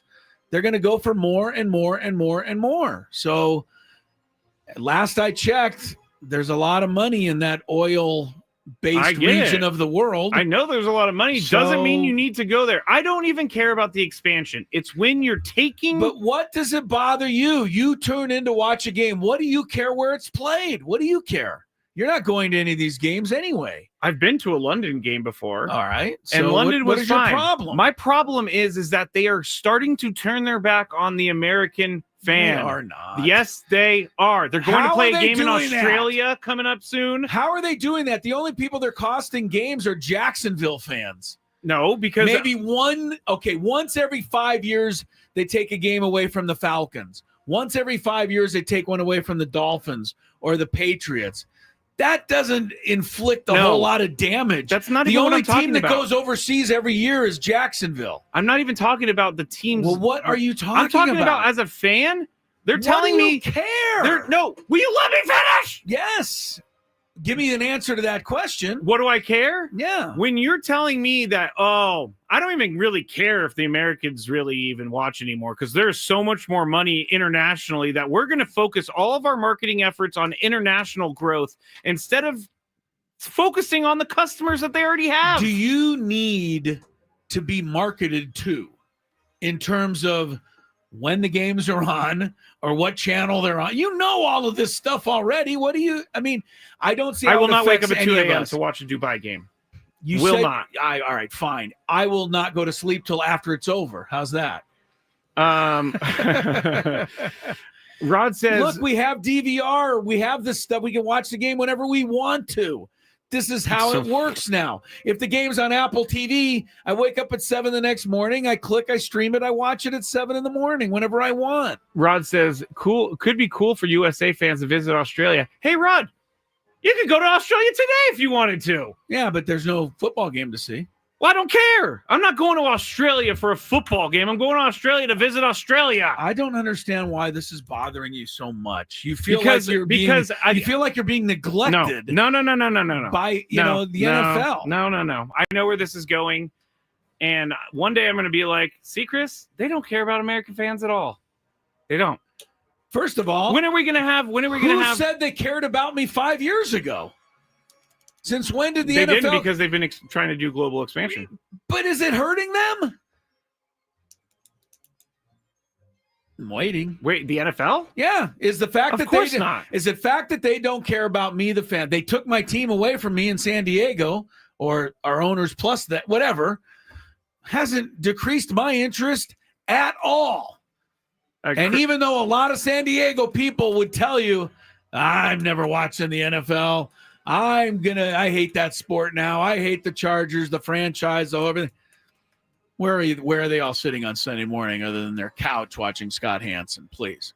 Gonzo says, not kidding me. He's angry because we aren't La Jolla rich and can't afford to go to Australia for no reason, which is absolutely true. Then watch the game on TV and you don't have to pay a dime for it. Anybody who watches games on DVR is not an actual sports fan. Just saying it.